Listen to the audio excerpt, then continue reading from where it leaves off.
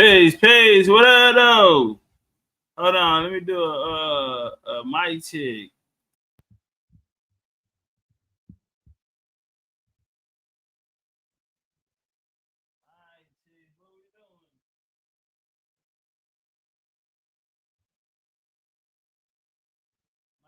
Mic check. 1 2 1 2.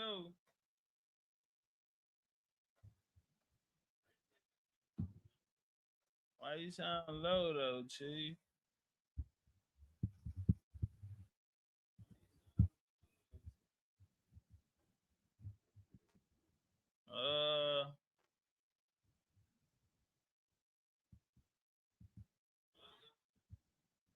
See how to work this shit.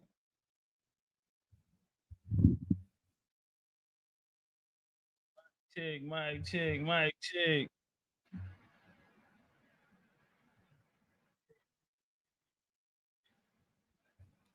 All right, we good. Y'all drop a 1 if y'all can hear me.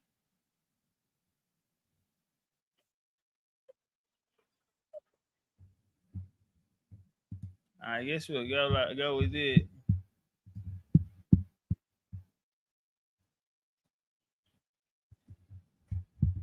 What up, though? How y'all feeling? How you feel? Oh, they pulling up. They go Ori. There go Ori. Yay. Bay in the building. Bay from the Bay in the building. Okay, I see you. Y'all ready to turn up? Yeah, I'm back. I didn't binge watch Game of Thrones and I'm done. And I'm mad how it ended, god damn it. I'm mad how it ended. We're gonna turn up. That means they go Mother Dragon. Mother Dragon, I didn't like how they ended goddamn Game of Thrones. I ain't like that. But we finna turn up. Let go.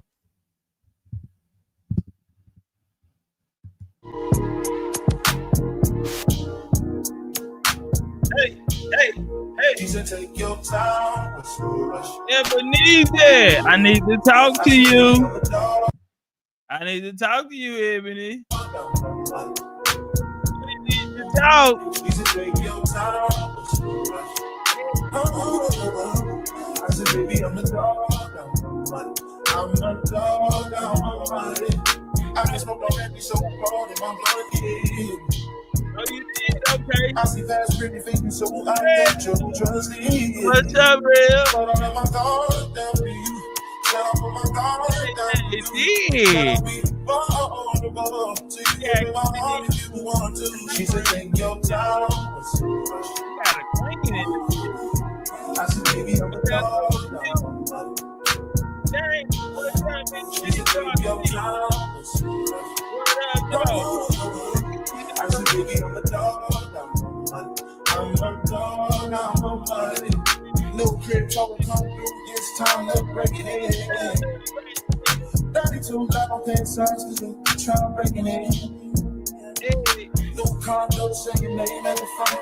You can stay if you want. It's been one of those nights I ain't had in a minute. It's been a minute, had to pop a shoulder, recreate the feeling. But it's never the same as the first time we did it.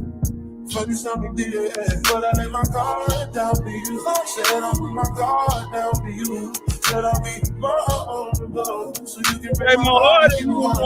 She said, take your time. Take your time. I said, baby, I'm a dog. She said, take your time. I said, baby, I'm a dog. I'm a dog. I'm a body.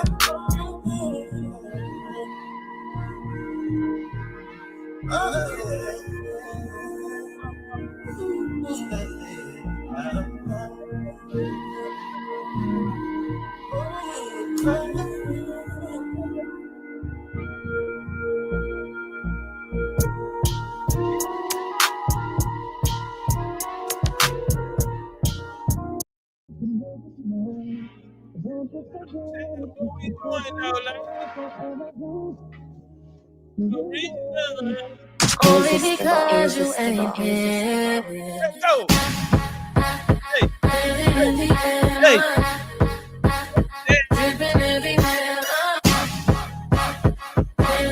Ladies, to the floor.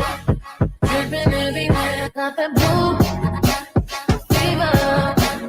Cold as ice till you can be up. You got that blue fever. Cold as ice till you can be up. I'll get your true leader. And I'll oblige, promise to please ya. If you're open fire, then it's treason. And I decide before I swing, yes. Living in the air, my cold sweat, dripping everywhere. I'm all wet. I don't even care as long as you're laying in my bed. I'm forget what everyone said. I'm all there. I couldn't connect as long as you're blue fever. Cold as ice so you can be up. You love the blue fever. Cold as ice so you can be up. Hold up. What we doing? Real said, what you say, Real? That's that Be More. Shout out to Baltimore. That's how they rocking in Be More. Y'all ready to turn up? We got a good show today, man. We gonna go through a few things, man. Shout out to my bro Geechee, man. He hit me today. He said, hey man, how can we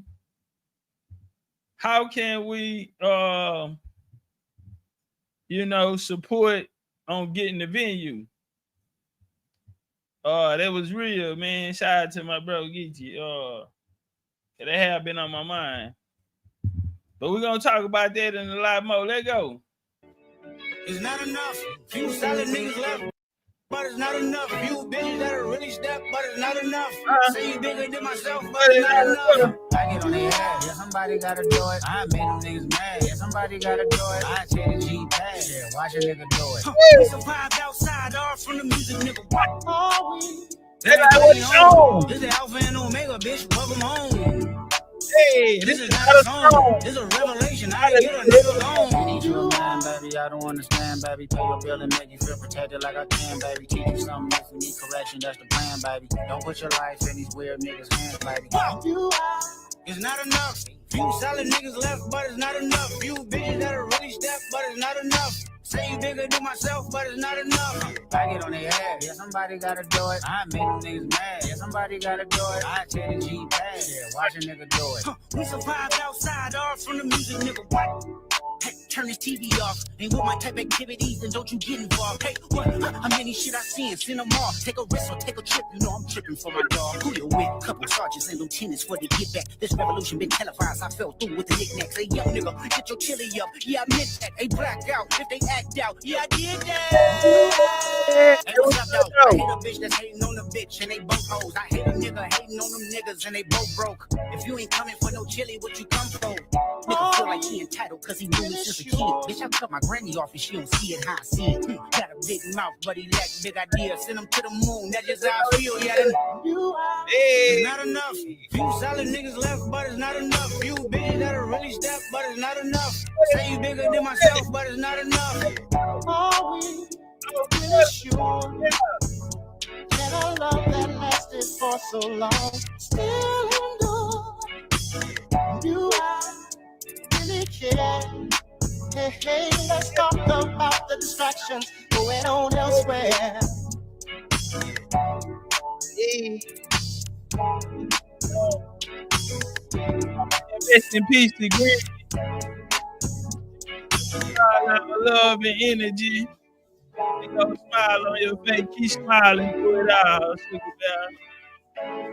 Be right there.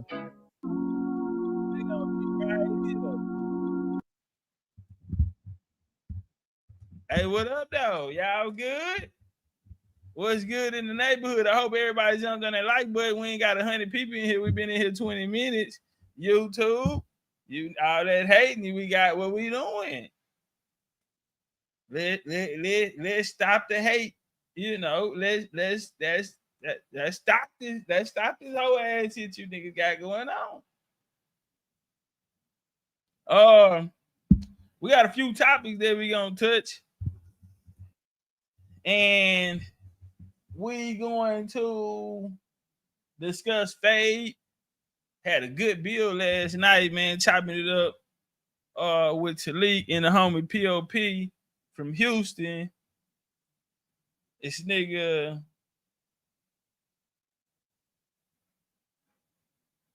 man, that conversation is gonna lead to more and more conversation. I really think us three need a podcast. I'm gonna keep it gangster. Like, we sat there that long and talked, nigga, and didn't even realize hours had passed. You know what I'm saying? And so I'm like, damn, nigga, we need a podcast. You would swear we knew each other since we growing up. Shout out to Nate, man. He say 3 from the top of the key, nigga. That's from half court. Stop it. That nigga on some Steph Curry shit. That nigga pulled up from half court. Nate Bailey, $100. 3 from the top of the key, nigga. 3 from half court.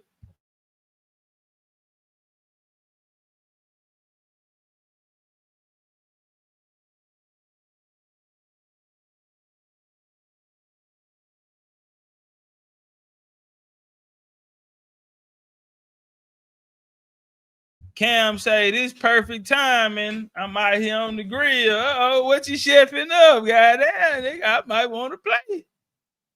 I'm gonna hit the gas. I might want to play. Tennessee, what up, Big Dad? Birdo in the building.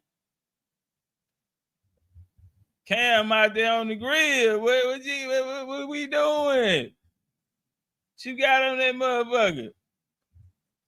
All right. Look at Ray. See, you done started some shit. Cam, save me a burnt hot dog. You know, Sherelle, it won't be Sherelle if she ain't talking shit. That nigga always trying to bully on people. You need to be taught a lesson. Yeah. Real. You need a good ass. Yeah, you need to be taught a lesson.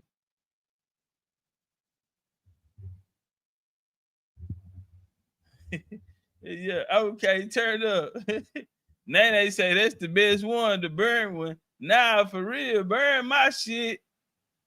But you can't put it on no bread. Y'all niggas better not be out here eating that sunbeam bread or that yellow bread. What's that yellow motherfucker with the lady on it?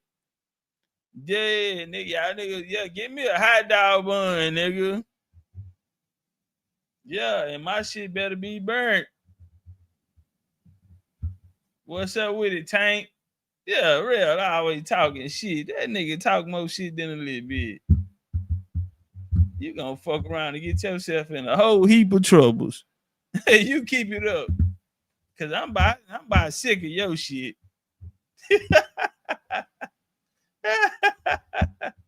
Groovy, what's up, man? Groovy, I'm waiting on my goddamn joint, man. Hey, shout out to the family. Somebody just ordered they fade tickets. Hey, we need them fade tickets ordered, man. Our overhead is 15,000 and some change. You know, Waldo Wesley, what's up with it, OG?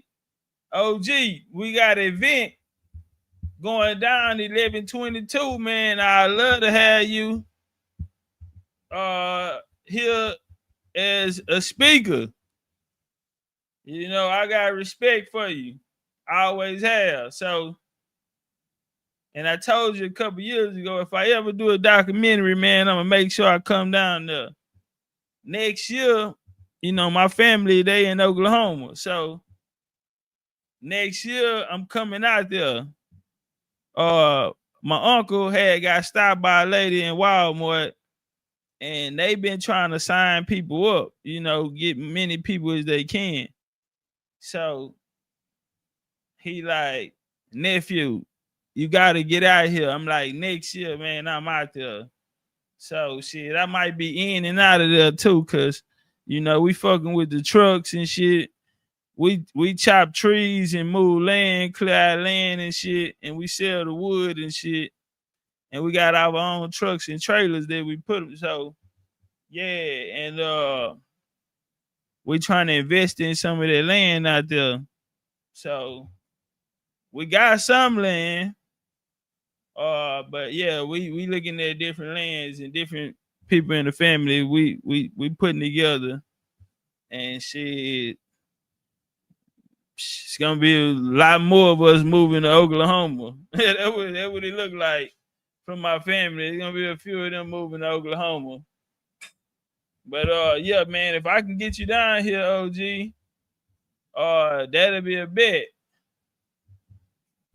They go to church in Bowley, man. They go to church in Bowley. They right outside of Tulsa.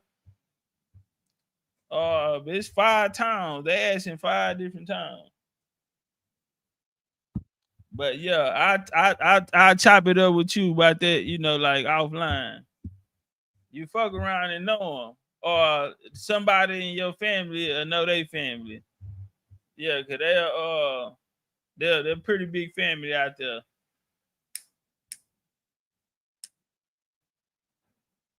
All right, y'all ready to get to the good shit? Before we get to the good shit, we gonna go. He say, I was just out in Spencer messing with the animals out there. Yeah, Groovy out of Oklahoma too. Fatima, what's up? She say your likes are frozen, unable to like this live. Look, Tima, this what you do then, mama. Unsubscribe, then resubscribe. You grew up 27 miles from Bowley. You gonna know them.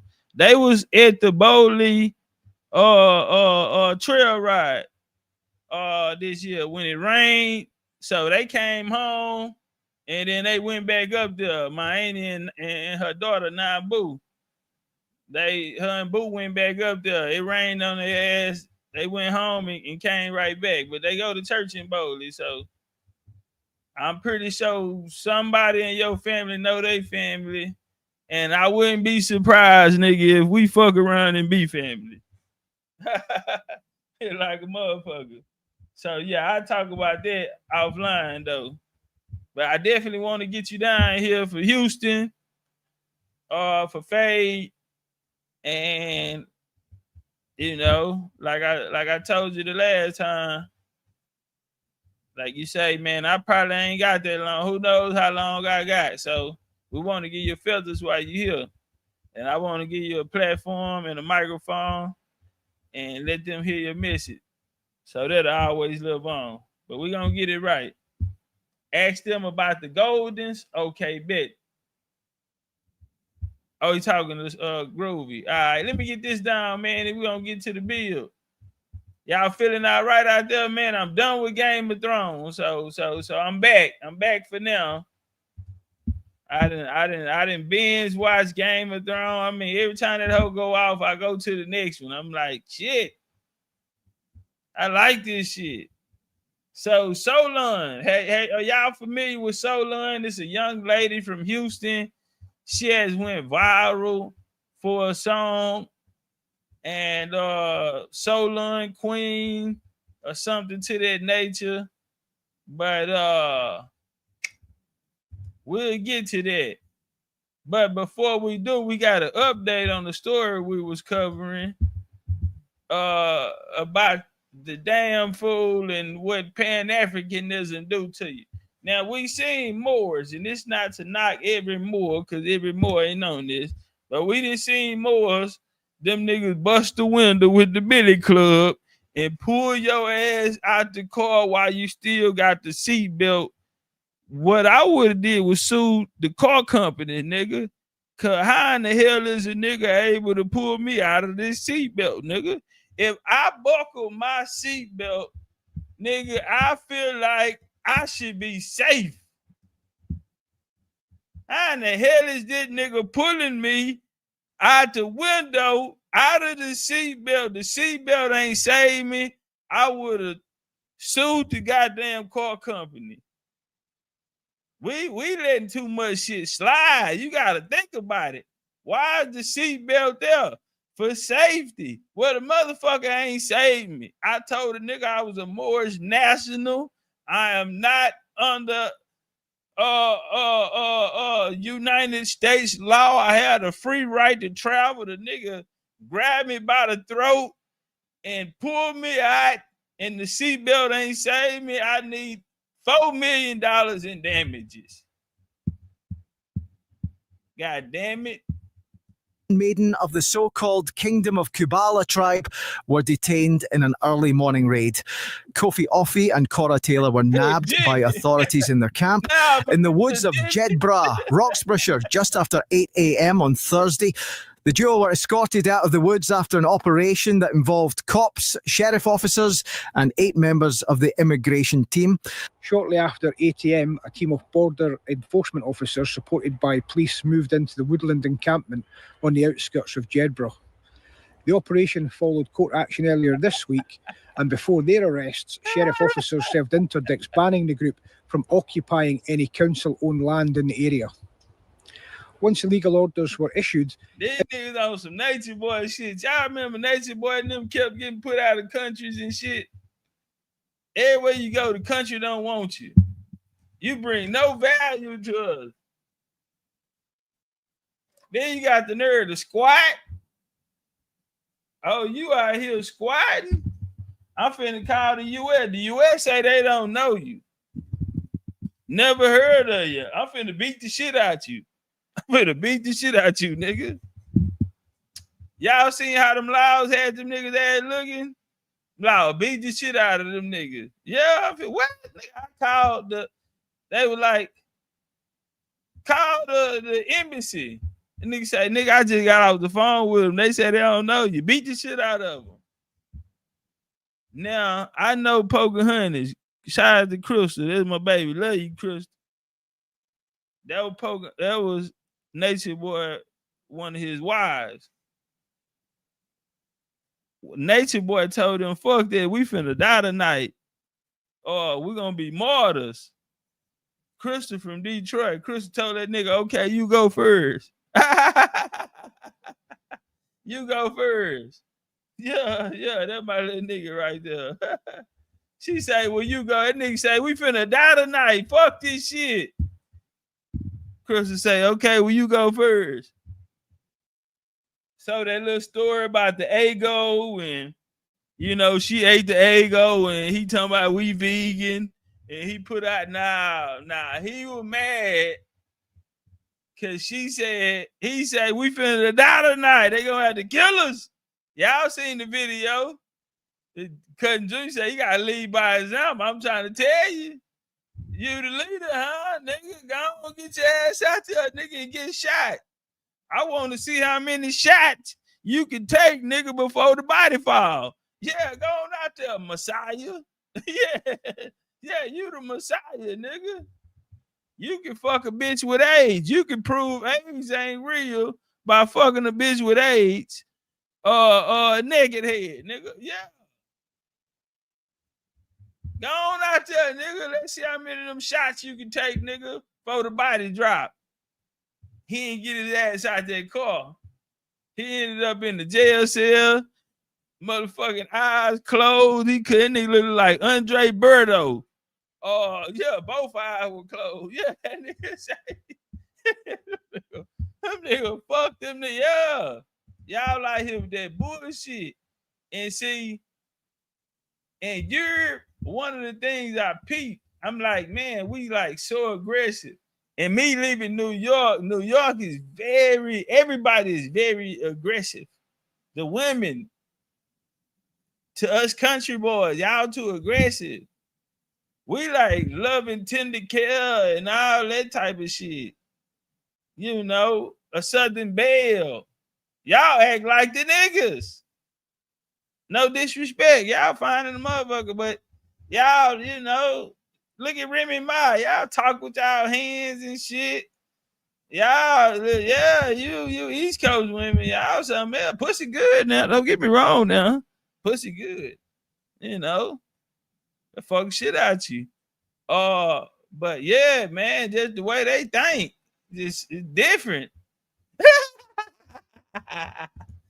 Immigration officers detained Kofi Ofe, who describes himself as the group's king, and 21-year-old Cora Taylor, who's described as a handmaiden, who has also been reported missing in Texas. You South Both were placed in handcuffs and led to waiting vehicles before being taken to a nearby custody facility. The move comes on the day that the group were evicted from the council land they set up camp on. Sheriff officers served them with interdicts, banning them from private land and council land across the area. The group previously told how they were reclaiming land that was stolen from their ancestors 400 years ago and refused to recognise the powers of the courts to evict them. We told earlier how Taylor was confirmed to be a waitress reported missing by her family in Texas, and her family previously expressed concerns that she was being brainwashed into staying with the Kubala tribe. This is the group's second eviction in as many weeks after a previous order was met by them by moving 20 feet from private land to a council-owned plot where they were removed from today. At a full council meeting last week, local councillor and deputy council leader Scott Hamilton blasted cops for not using a 150-year-old law to take action. So, Scott, today's the eviction of the Kubala tribe from the council land. Can you just give us an update on where we are with that? Well, it's really positive that obviously we've come to this point. You know, it's been a hard, long battle with courts from private landowners to the public. So hopefully we'll get the right outcome today as we progress with the eviction. So now that the group will be evicted, what's the position in relation to the council land? So the council was very strong in terms of its legal argument, and we were able to successfully ban them from council-owned land in the future. So that means that they have a limited option to what they can do now, and we encourage other landowners to work with us in that legal process, because obviously that's available to private landowners just as it was available to us as a council. And I assume the council stands ready to engage with the group and assist them in the... Hey, I want y'all to hear something though. They are having a hard time. They had to go back and use a 150-year-old law. Alame, Renee, they had to use 150 law. And not only that, they say they're trying to get other people on informed. So these niggas really kind of 2 steps ahead of them, or they don't really own the land. They've been tricking the shit out of you niggas. Same in America. It's so much land in America that's unoccupied. Now, Kamala said this while she was running. She spoke about all that land that's not being used and could be developed. This was one of the reasons of getting the immigrants. It's not a problem of where they're going. When you read one of the first books on slavery, it gives you an insight on how they were thinking. It wasn't how they crammed, they tell you everybody was crammed up. No. Let's say it's a battle, a war. Whoever lose, you got prisoners. The prisoners will be split up with the allies. They will hold council. You will have to be able to provide proof that you can take care of these prisoners. You must have land, resources, food, places that they can stay. And you're going to have to be able to feed and take care of them. You couldn't just have them and handle them. Slavery is, we look back in New Hampshire and things like this here, bro, in those areas. They outlawed Indian slavery. Like, this shit early on in the game. So, it's a lot of things we've been taught in this 20th century and 21st century history coming from niggas that look like us, which we're going to talk about tonight. you know, as they're having a problem on getting these people out. It's not your land. Okay, they say, okay, this land is owned. Okay, boom. These niggas were smart enough to move over to the land that they didn't own. And now they had to use 150-year-old law.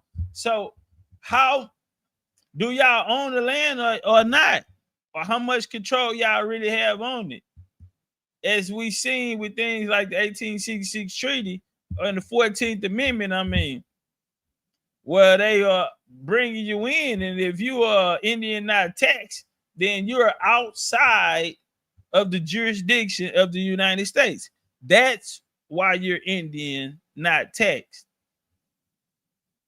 Coming days. Absolutely. As we have done from day one, we will always look to see if we can engage with them. I mean, I think it's clear that they could do with some help, whether that be social services, whether that be mental health support, and we're able to do that for them. But unless they want to engage, we can't help them.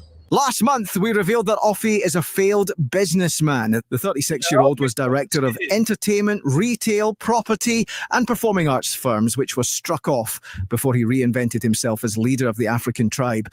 His partner, mum of 7 Gasho, who calls herself Queen Nandi, was also involved in some of the doomed enterprises.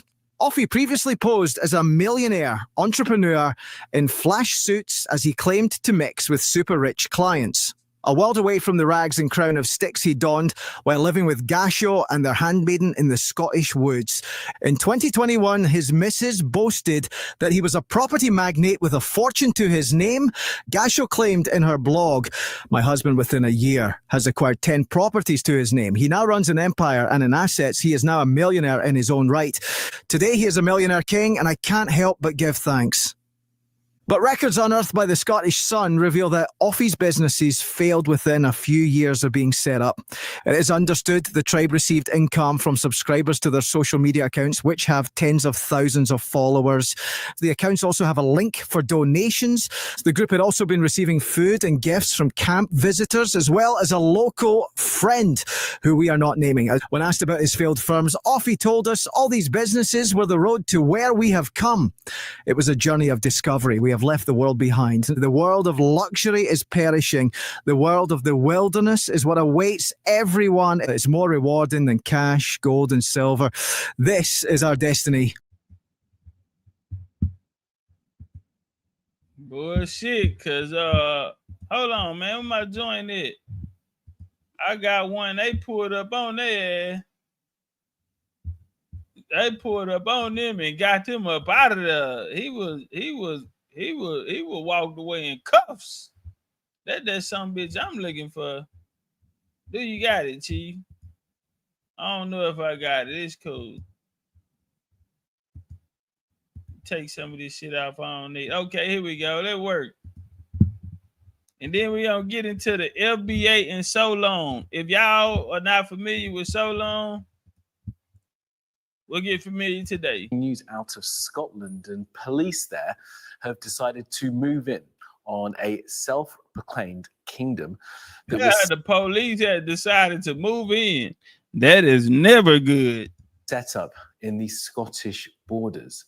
Well, these are the latest pictures that we have coming from the region. Tribe who said that they were from Africa had set up camp in woods in the borders. They had been moved from private to public, back to public land again, and now their police have moved in. Well, one man who's been following this story in great detail is our Scotland correspondent, Connor Gillies, who can join us now live. Connor, let's go straight to you and tell us what the situation is now.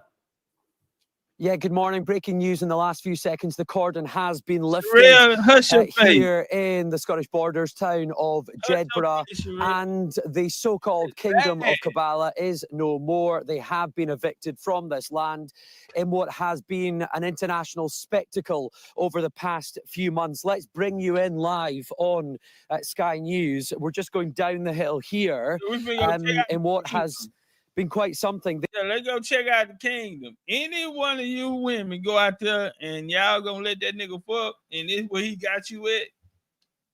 He told you he's a king and a bear, a deer, snakes. Yeah, insect. This nigga got you, man. Say, why he ain't in Africa doing this shit? They have been occupying land, private land, initially, that they did not own, and they were living on for a considerable period of time. And then, when they were served with an eviction notice, they were told to switch across. And they entered onto council property. Them glad bags you talking about, real notice. They were told nigga had with them. They got 2 bags. That's them niggas' whole life in that bag. Ain't no motherfucking way. You lying to me. That nigga whole life in that bag. You lying to me.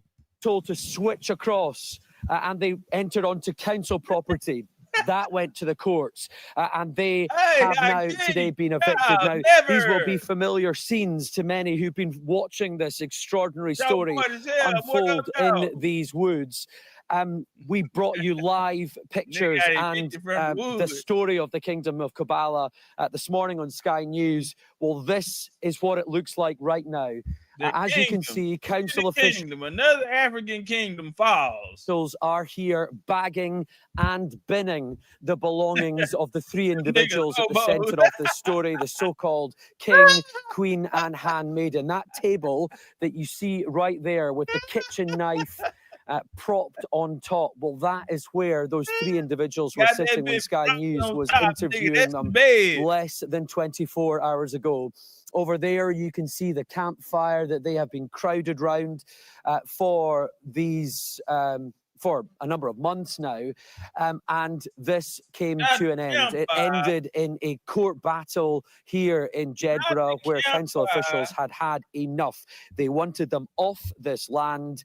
And this morning was that moment. More than 20 officials from police and border force authorities arrived here and swooped in to make their moment. Police are still here, as you can see. If we just come around here, there's quite a lot of activity in terms of press coverage, photographers, and other members of the media. But let's have a look at some of this.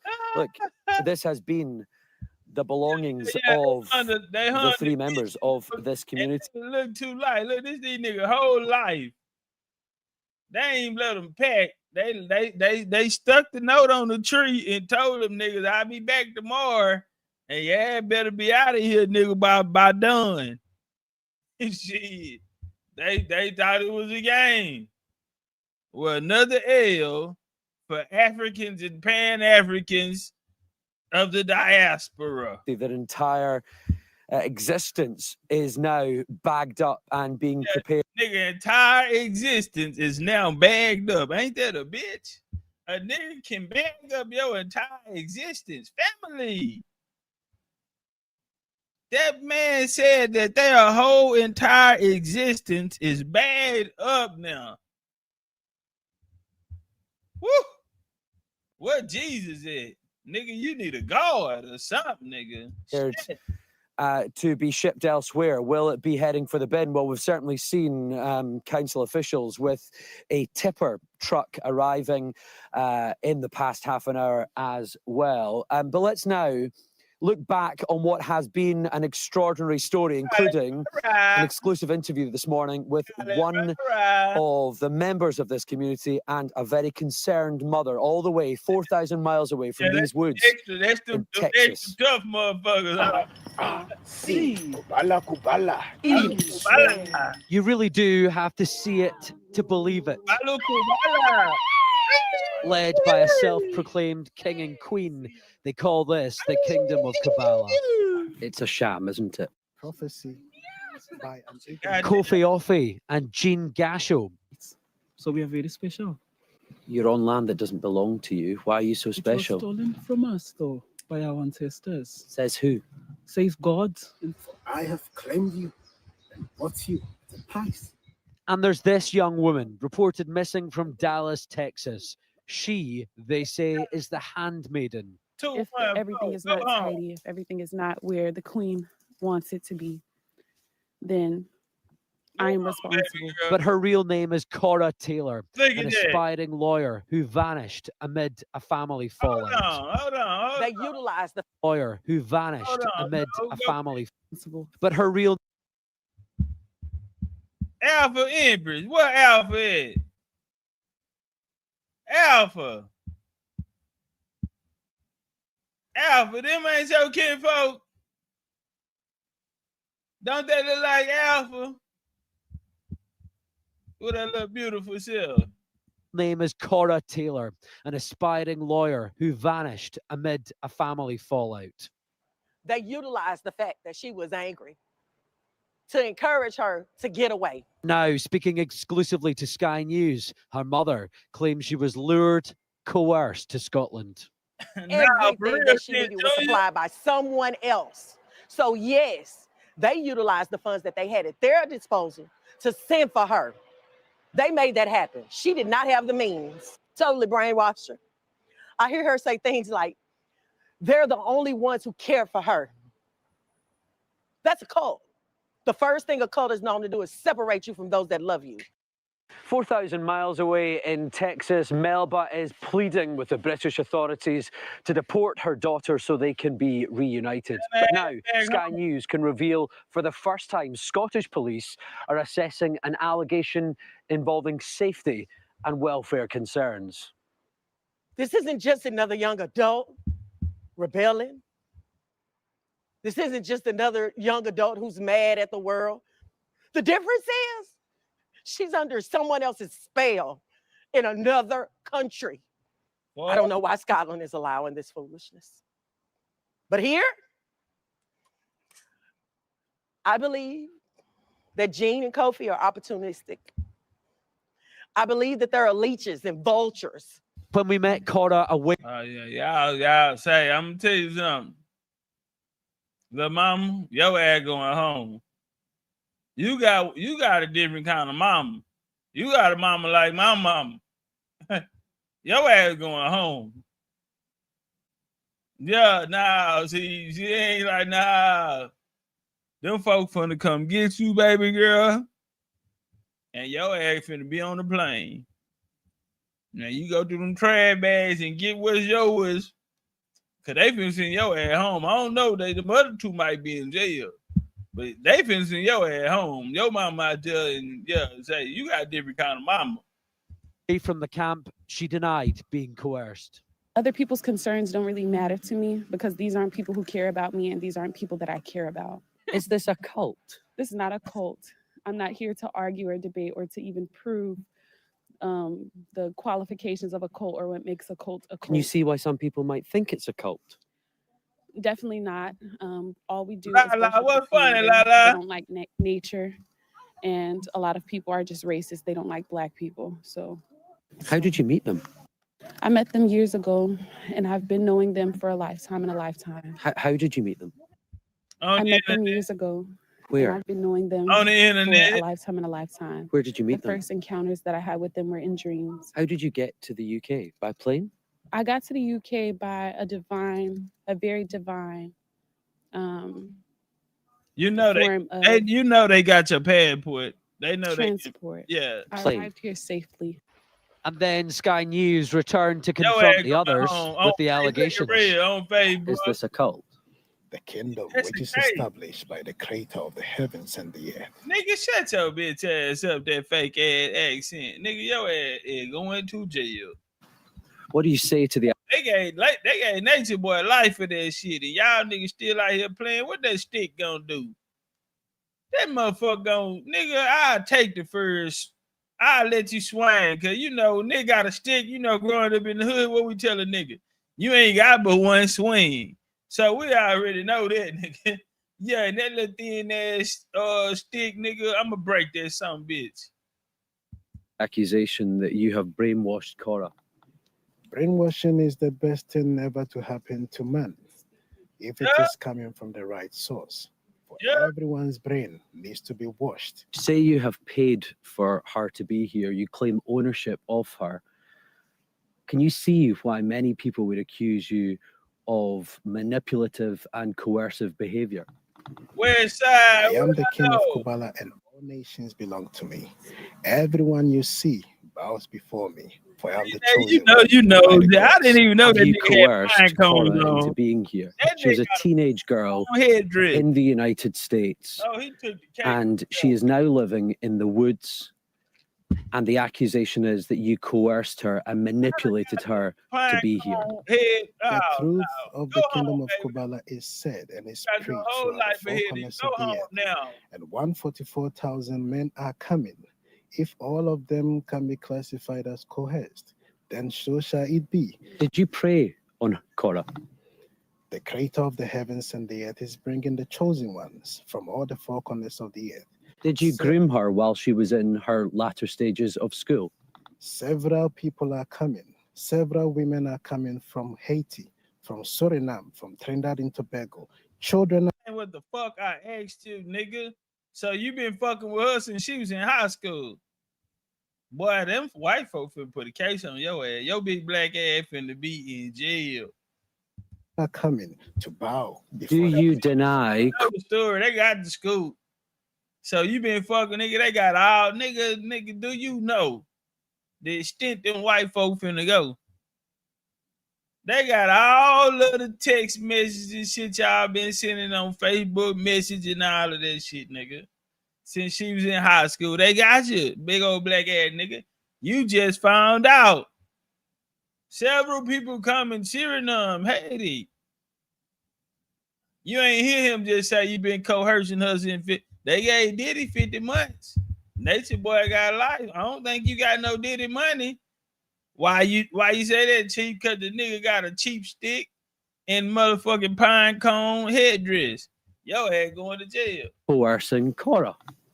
The chosen ones are coming, and they are all marching straight to Mount Zion in the Scottish Highlands. Can you answer my question? Did you coerce Cora?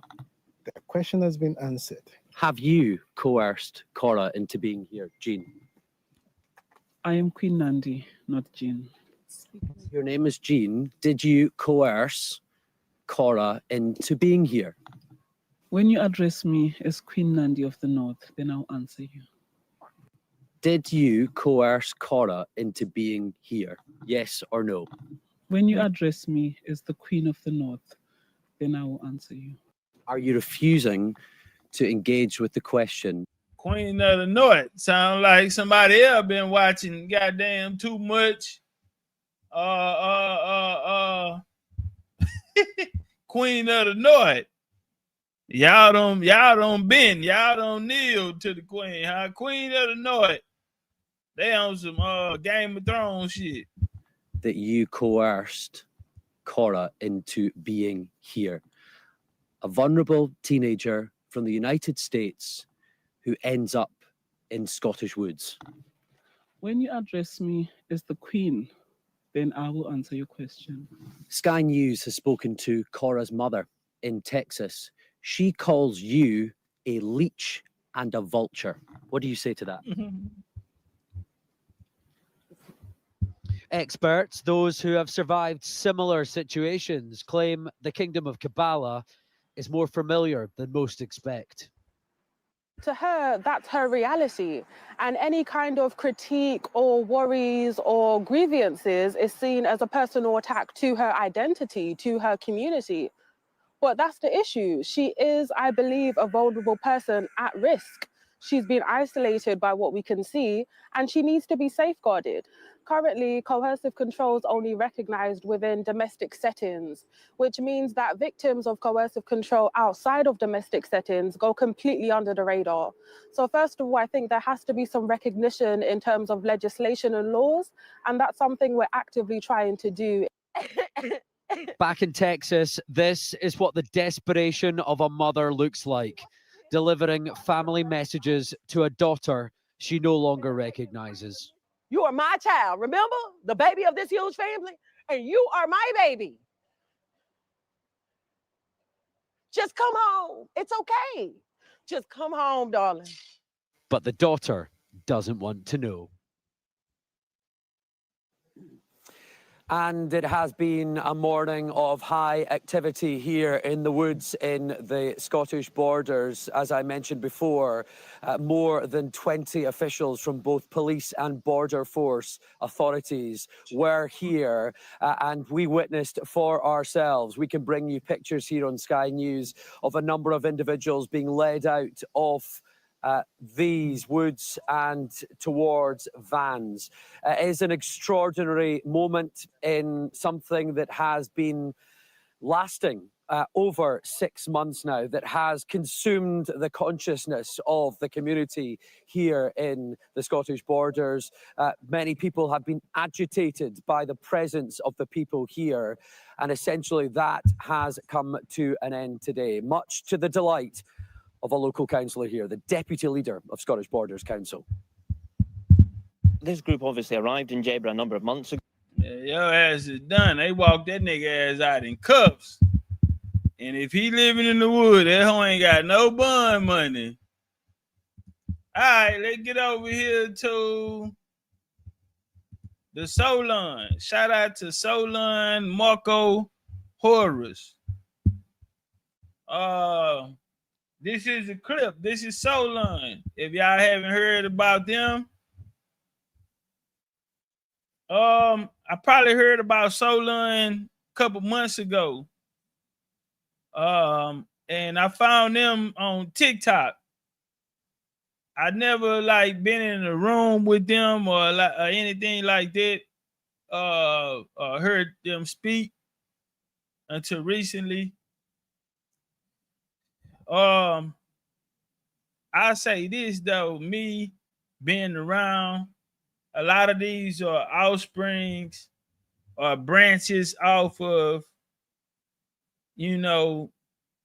ADOS, as we seen their decline with the rise of FBA.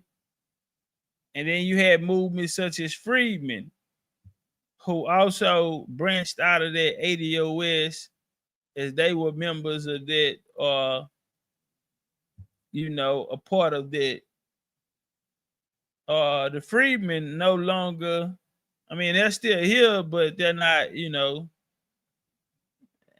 as influent, they don't have as much influence that they had in the past as, our sister Camilla was the president over AB 3121. She was over that reparations board, where I do give her credit because it go down in history, and she got reparations to be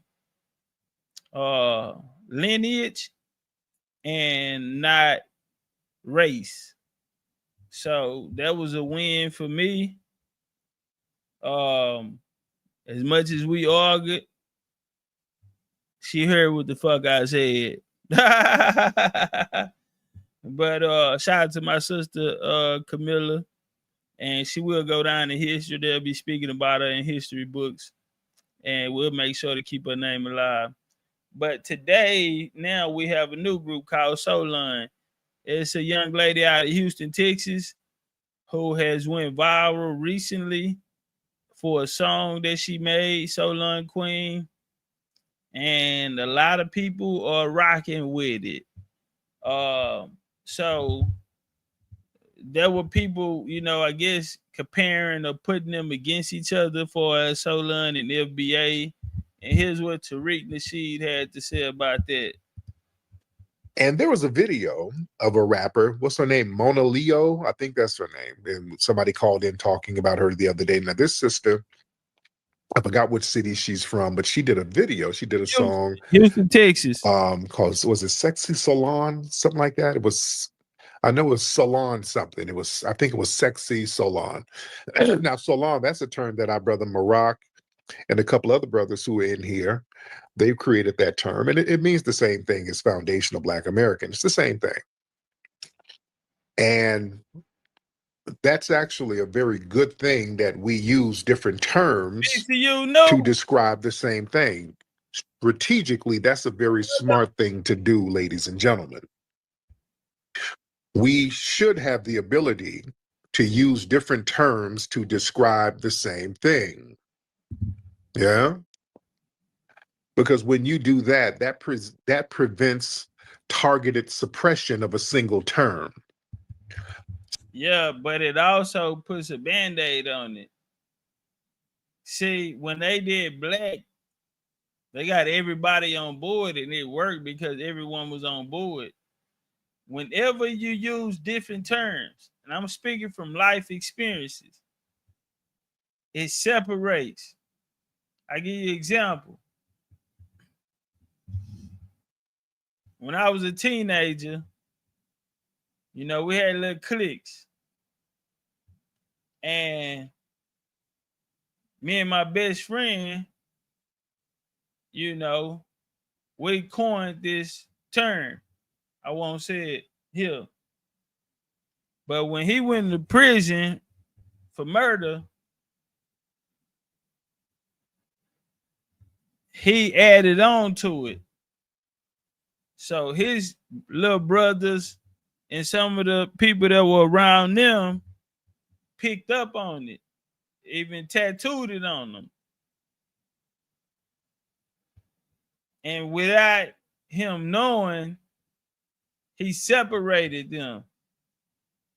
So some people was gonna be true to how it started, no different than the Hoovers and the criminals.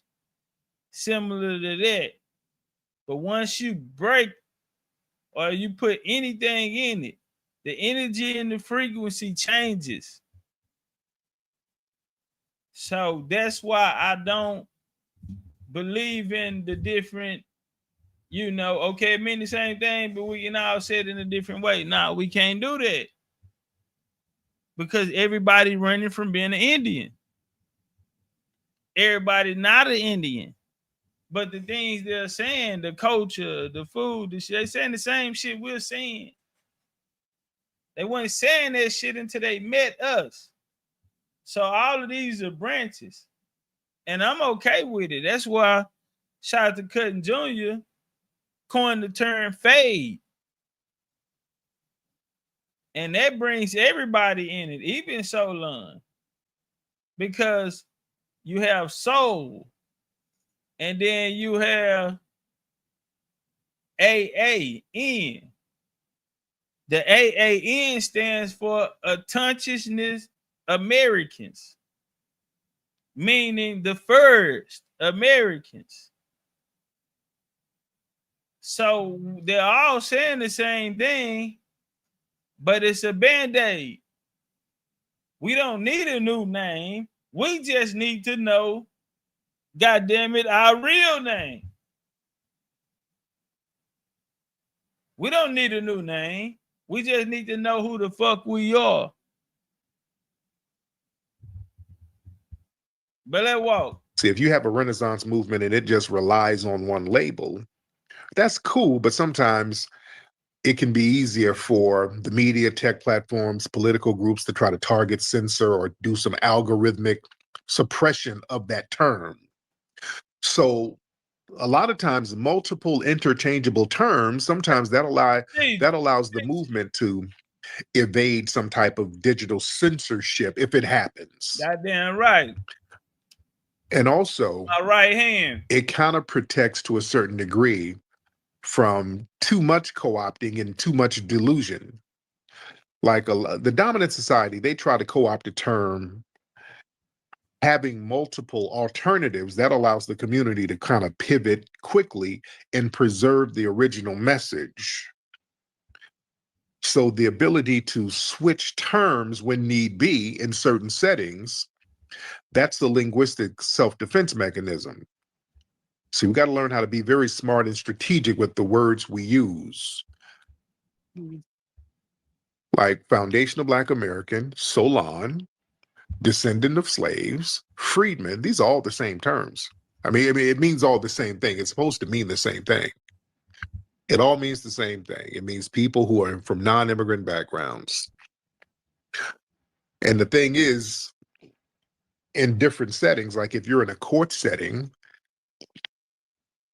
and we're talking about certain tangibles, we would use the term freedman, because Okay. Is that there's already a legal federal precedent for that term. We already have the Freedmen's Bureau.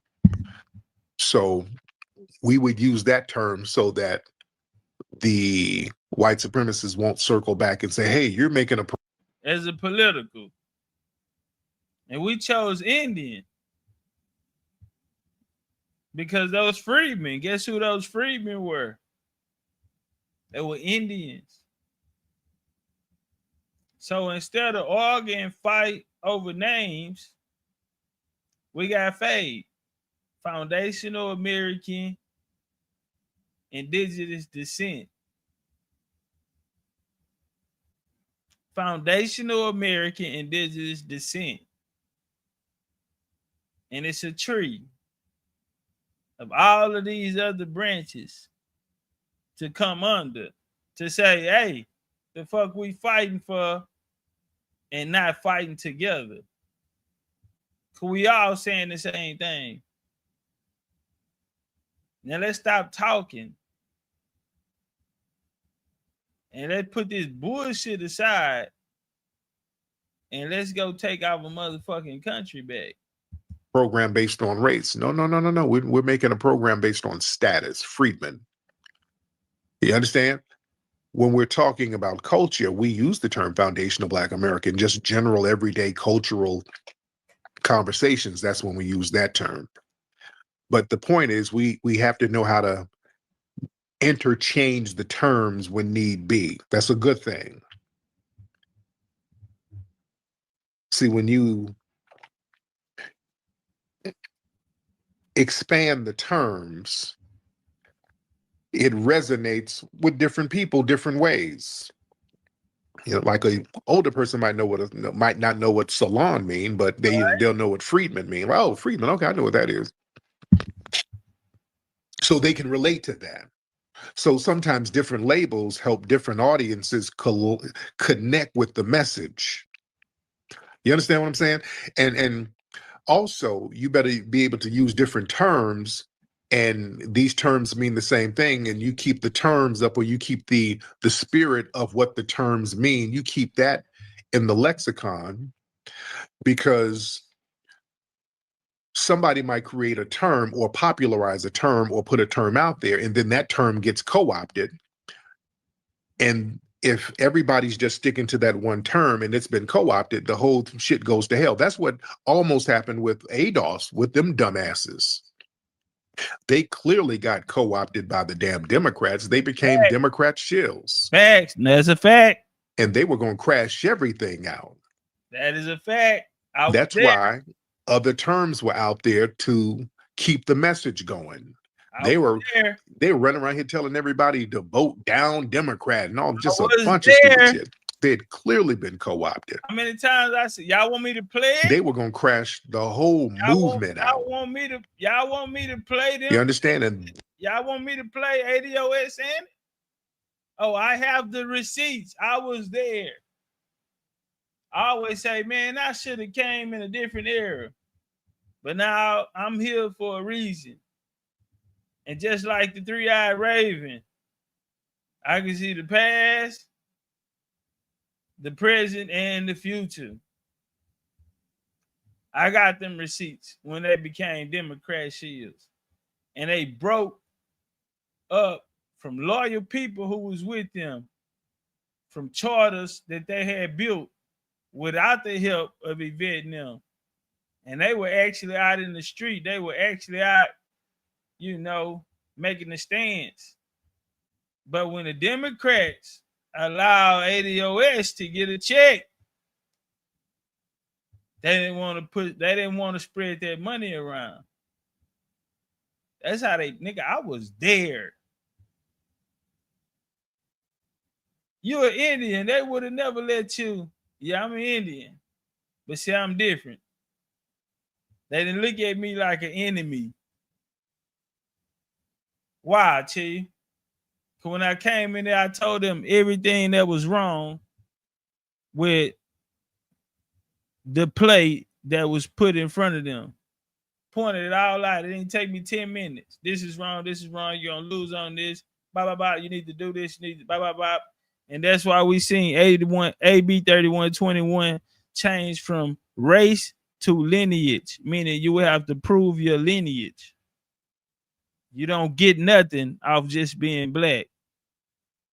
Bars. That was a problem, because when we were talking about descendants of slaves, we were talking about lineage, and there was mixed messaging going on. This is why I like to let people, if you put a term out there, and with Strappy and those guys, they didn't even create the term. They stole the shit from Norris Sheldon, and it only became popular because I popularized the shit, and they know that. That's why when I stopped rocking with that term, they fell off, and that ADOS is a dead brand. Nobody even uses that no more. It's a completely dead brand. Damn. But the messaging of delineation is still out here. Hey, you see, their brand died, but the message is stronger than ever because we kept up the spirit of the message. And the message is delineation and appreciation for our lineage. Where's Brother Maroc? I saw Brother Maroc in here. I want to get my Brother Maroc in here. I saw you in here, Brother Maroc. I was going to let you up. Brother Maroc was one of the people who created the Soulaan term.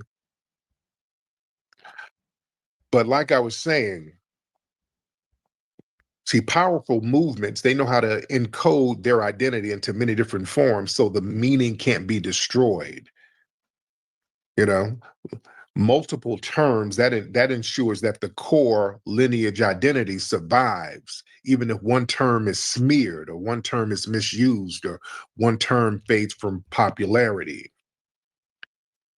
So you have to create strategic ambiguity so you can kind of confuse your opponents. See, the white supremacist corporate agents, political operatives, tethers, they want to infiltrate and dismantle movements by naming and targeting. When there are multiple terms circulating, it becomes harder for them to keep up with the language. So it slows down their reaction time and their misdirecting and them misdirecting their attacks. And see, that allows for code switching across contexts. You see? So it's very important to switch the terms. Let me get Brother Maroc in here. Brother Maroc, how you doing, fam? So Brother Maroc is one of the Brother Maroc, where you at, brother? The term Soulaan. Yo, what up, Tariq? I'm actually going to see you during Fall Fest. Oh, cool. You coming through? Yeah, absolutely. Beautiful, beautiful. Man, so have you seen this stuff going on with unconscious Flea and people like that? They're trying to do some real slick stuff with the term Soulaan. Now explain to people how the term Soulaan came about and how you and the other brother came up with the term. Yes. Yeah, I just came in. I probably missed that part, but yes, absolute. Yeah, I seen that with Conscious Lee. He is I already know how he rolls, so I know he's not really a friend of ours like that. So right. Yeah, and then his misrepresentation of Soulaan. Soulaan means soul autochthonous American. We take a lot of pride in sovereignty. And they've been trying to pit FBA against Soulaan. And I'm glad you made that very clear that we are the same people. Right. Because we've never shied away from you, from FBA. Matter of fact, we got game from you. We shout you out every chance we get. Mm-hmm. In our book, they got their game from FBA. I fought with a lot of FBA. I know how they think. I know they triggers. I know they strengths. I know they weaknesses. They brought me in as a mercenary. They let me sit at the table. I ate with them. I helped them dismantle the freedmen and Pan-Africans. They won every war with me on the battlefield. So they trusted me. And they respected me.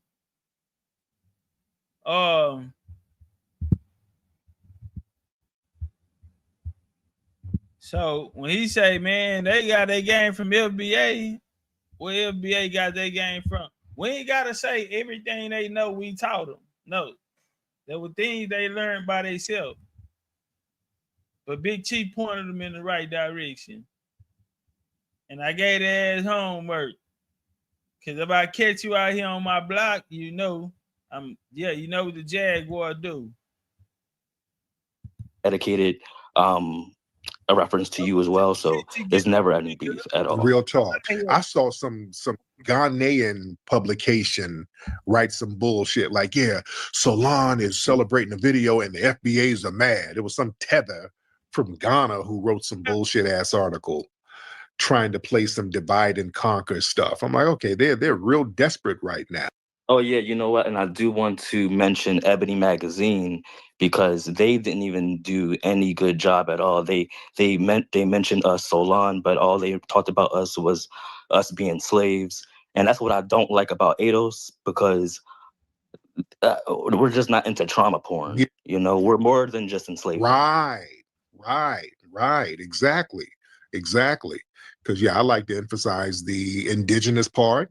I like to emphasize us just being foundational. We're just more than slaves. We were literally the foundation of this country. We were very important to this country. There would not be no United States if it were not for us. We are the secret sauce of this whole thing. So I feel that, brother. But I'm gonna get you back on in a minute. But thank you so much, brother. Shout out to that brother. And shout out to Tariq. You know, I'm going to give Tariq a shout out. If it wasn't for FBA, I wouldn't have been able to lead the front line. When I felt like they were strong enough to fight the Pan Africans on their own, because remember, they came and got me for help. Once they got strong enough, I was able to lead the front lines and go to my work, which I've been doing.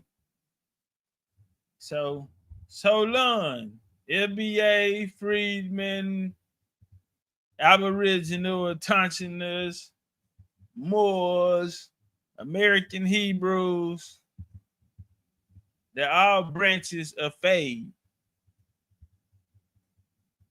And nigga can't tell me shit. Cause I swung this sword, nigga.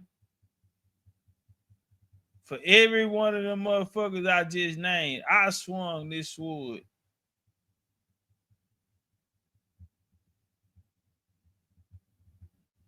Big N Jones. All right, so last night, running to a brother, Pan-African brother. He's Afro Futuristic. I never heard of them. So I see the OG Donnie. Shout out B-Mo. So here's the brother William Jones. It come from a different perspective. I don't down the brother. He's not my enemy, you know. But you know how I introduce myself. Say, oh, hey, we ain't never met, huh? Okay, well, I'm the legendary Big Chief Topcatz. Yeah, I can turn into a Jaguar.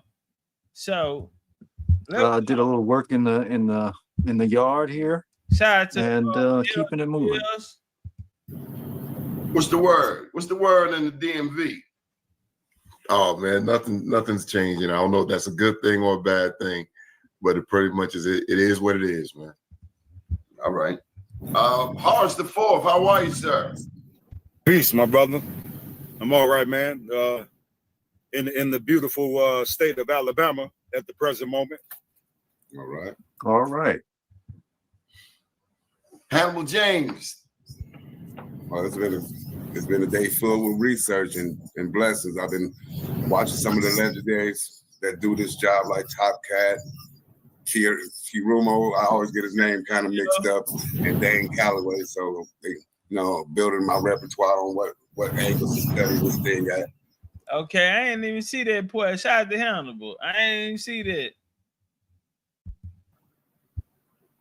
Mm-hmm. And if you don't mind, man, I want to give a big shout out and a salute to the brother Magic 363. Absolutely. Man, that brother, man, that cat there, man, he got a virtual movie. I don't know if you guys seen it, but it was in the group text. Absolutely, I seen it. Man, hey, boy, it was powerful, man. I really want to give a shout out to that young brother there, man. Absolutely. Richie Rich. Shout out to BCU for being y'all.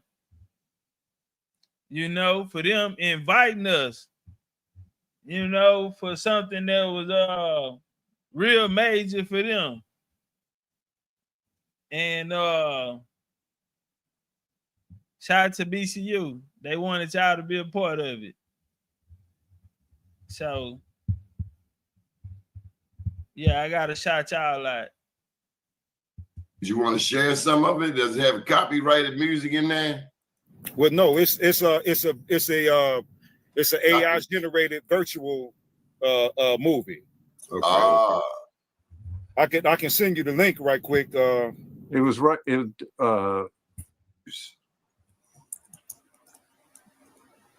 So I came across this piece right here. Oh man, it blew my mind. Let's see if I can get it up here.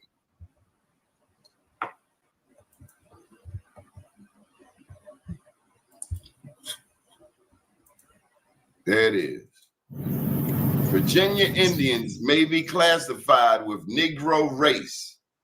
Chickahominy tribe in New Kent County is fight movement started by Plecker. Now this is the guy, Plecker, down in Richmond, Virginia, who was in charge of the census. Chickahominy Indians in New Kent County have become disturbed over the possibility that they will be classed as Negro in the 1930 census due to the efforts of Dr. W.A. Plecker, Registrar of the Virginia State Bureau of Vital Statistics. And they're taking steps to prevent such a contingency if possible. It was learned here yesterday. Chief E.P. Bradby of New Kent County has written a letter to various white friends scattered over the Commonwealth, asking them to use their efforts to prevent Dr. Plecker from persuading the federal authorities to classify the Chickahominies as Negroes. The Chickahominy chieftain became alarmed following publication on Friday of Dr. Plecker's letter to W.M. Stewart. I won't go through it all, but this is just an example, and this is out of the newspaper in Richmond. Good shit. In somewhere around 1930, no later than 1935, I imagine. Okay. But this is an example of the land and how they took the land through that Racial Integrity Act. They essentially took people had made with indigenous folks. They did not use where we were with Afrofuturism, Native Americans, and how you see the future, especially sure. A series like this. Yeah, sure. Was there anything in particular? Well, one thing I wanted to bring up, you mentioned the one drop rule at the opening. They did not use the one drop rule when it came to indigenous folks on this side of the globe. Man, they I wish I could have got in. Called blood quantum. And I want, folks are not familiar with that. Essentially what that was, the one drop rule was if you had a drop of black blood, you were considered black, no matter how far back they would. This is what made me say, I'm finna go up there. So right now, I'm lacing up, finna wrap my hands. I need some work. Trace your lineage. But the blood quantum rule, they actually used that to try to diminish the numbers of indigenous folks on this land, where they were saying basically, if you don't have enough Native American blood in you, we will disqualify you as being considered a Native American. And what they did with that was, this was a way, you talk about taking land, that was a way in which they were able to get out of a lot of treaties that they had made with indigenous folks. And, once again, they probably wasn't going to honor it anyway, let's be clear on that. But they were using this as justification to not honor it. So they would sign a treaty with a Native American person and then say, oh, based on the blood quantum rule, you're not really Native American, so therefore I don't have to honor this treaty. So it was not the same. When people hear one drop rule, they think that was applicable across the board. It was not. They actually used different things depending upon who they were talking to, and they used it for different purposes. So in the case of Black folk, they're trying to increase the number of Black people for a couple of reasons, in terms of the enslaved population, also in terms of counting Black people towards state population, and it gets to the whole 3/5 rule and so forth. But for Native American folk, that's trying to do the opposite, diminish their numbers so that they could do, among other things, like take their land. Can you explain that did you explain the blood quantum rule? Yeah, so once again, this was a way of them basically saying, and they had a very, detailed chart as far as you can go. It was, if you don't have enough. Hey, look at Kel, that's a fact. Drop the link. I'm finna go get my gear on. Yeah, I'm finna go put my Jaguar gear on. Drop the link. The Jaguar ain't ate. We gotta feed him. What they determine Native American blood, they would rob you of your rights as a Native American or indigenous person. And what that means is, once again, if they signed a treaty with you and then they did the blood quantum test or whatever you want to call it, they would say, oh, you're not Native American enough, so therefore we don't have to honor the treaties that we've written with you. So I don't want people to think that they applied the one drop rule to Native American people, because they didn't. They had a different set of rules for them. I'm a little confused because I'm not seeing what you're saying different than the one drop rule. The one drop rule, essentially, all this time we thought one drop was something to be proud of, but truth be told, one drop was to rob you. Aren't we saying the same thing? No, I'm just saying in both cases it works to serve the purpose of the white supremacists. I'm just saying in the case of the one drop rule, it was increasing the number of Black people. Right. But in the case of the blood quantum, it was decreasing the number of Native Americans or indigenous people. Well, the one drop rule was saying that even though you have indigenous ancestors, you are Black. We're saying the same. They were not applying the one drop rule to Native American people. That's what I'm saying. Now, at different points in time, when you go back and you look at the slave codes and the Black codes in the 1600s, they began to lump Black folk and indigenous folk in the same category, but they were using different methods to determine who was what. So the end result ends up being the same, but once again, the blood quantum rule gave them the right to break treaties that they had made with indigenous folks. So they would simply say, oh, you're not Native American enough. And in the case of Black folks, they were saying, oh, since you're Black, we can count you towards the state's population, okay? Since you're Black, we can enslave you. Since you're Black, we can mistreat you. So they're doing the same thing, but in terms of the end result, in terms of the numbers game, that's where the difference comes in. I think that we got to look at this, our connection to this soil in like 5 century blocks, like from the 1500s, 16, 17, 18, 19, into the current day right now. So when they first got here, you got to realize it was only basically 2 colonies, Virginia and Maryland, they was dealing with. And you got to realize it was Algonquin and Iroquois people they was dealing with in the beginning. And then you got to remember that these Iroquois tribes was pushing the Algonquins south, preferably people like the Pequots and the Shawnees from out of Ohio. And these people was in these northern, like Virginia and stuff like that, they were seeking refuge. And at the same time, you had the Saponis, these Blackfeet coming out of Saskatchewan, Canada, migrating into Ohio, coming into Fort Christiana, North Carolina at the same time. You get what I mean? So we got to look at this in time periods. And I think the Racial Integrity Act and the one drop rule is the end result to basically seal the deal.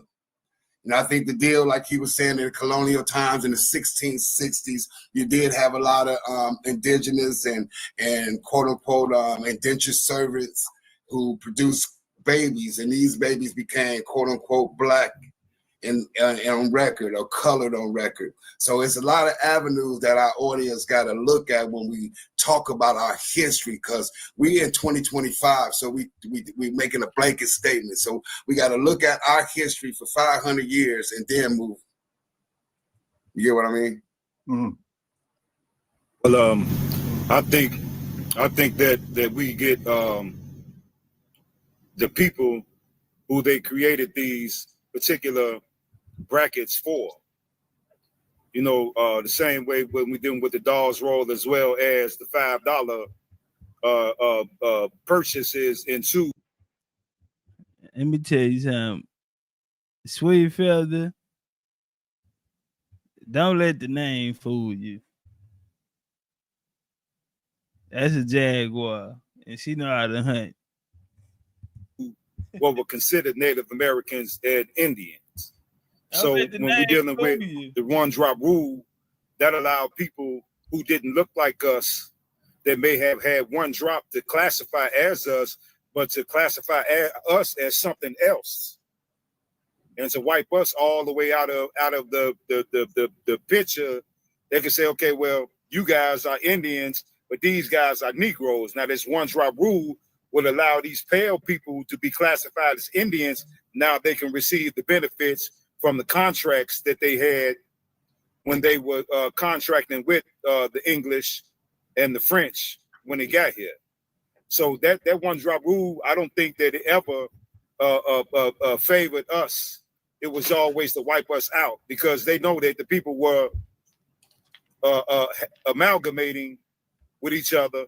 So you can have one of us to have a child by a Caucasoid, and then have a mulatto, and then that one drop rule can classify him as an Indian, which was a government term, but then they termed us something else. So it was completely to erase us all the way out of the equation altogether.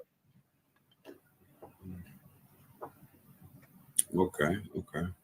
So to bounce it back to you, is what type of time period is we looking at when this one drop rule started to be present?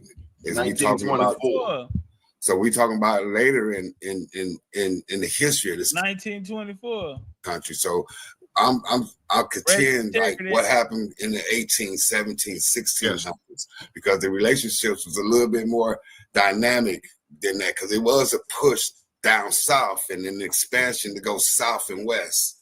And the Iroquois tribes and them settlers and these religious organizations like the Catholic Church and the Jesuits, they was all in line with each other, and they was bringing people from all over the world. So it was an amalgamation.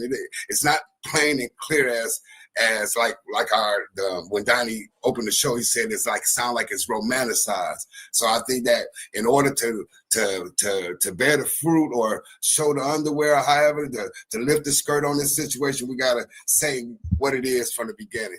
If we gotta search these colonial records and say, hey, it's because it's for sure, I know it's Irish women running away with Native Americans, and these kids classified as Negroes in Maryland and Virginia. This is on record here in the colonial time. So how do you address these children that was quote unquote these offsprings of these people, then later classified as free people of color, then later classified along these tribes that we talking about? You get what I mean? Yeah, well, a couple things are happening. The one drop rule actually goes back to the 1600s. Okay. It goes back to that time period. You're talking 1660, 1662, give or take, right? Because what is happening is, what folks have to keep in mind is when they designed enslavement in this country, talking chattel slavery, they didn't know what it was going to look like. They did. It was a work in progress. So if you go back and you look at the laws and the rules that come out in the 1600s, they're trying to figure out what this thing is going to look like. So you get the one drop rule in the 1660s. You get the family. I'm wrapping my hand. I'm on the way. Don't worry about it. I'm finna say today. I'm wrapping my hand. See, you know, as a fighter, man, I done seen every fighting style. Man, y'all know I done fight white boys, natives, shit, Africans in Africa, European, man, I done seen all styles. this shit here, nigga, you talking too fast. So I'm not gonna tell you to slow down, but I'm gonna fight you at a pace. Since you like speed it up, so we can mix chronology and now let's stab jab to the body. Straight right hand, nigga. What we doing, nigga? Keep him honest. The rule of, you know, the status of the child depends upon the status of the mother. You get rules about marriage and things of that nature. So they're trying to crystallize it in the 1600s because they themselves don't even know what's going to look like. Yes, what sources do we have from the 1600s? If you go back, I'm gonna give y'all a little sneak peek. Look, me and POP, we did the Hummy Pop Derby out of Houston, man. We did a live bill, soul food vegan, man, last night. Tomorrow, so I got something for y'all tomorrow. Y'all be ready for that, you know. But I'm gonna give y'all a little, you know, this is a TKO victory. Check. The nigga left, and then he was so disrespectful, he didn't even tell us bye. I'm mad that he didn't say bye. If you knocked out, nigga, get the fucking ambulance out here, nigga. So I don't know if they had the life flight, you know, the helicopter guy. I don't know. But he didn't tell me bye. And you look at the rules that are coming out of Virginia.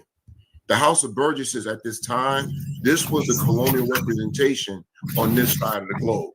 So if you're talking about these laws and so forth, this is before, of course, the United States becomes the United States.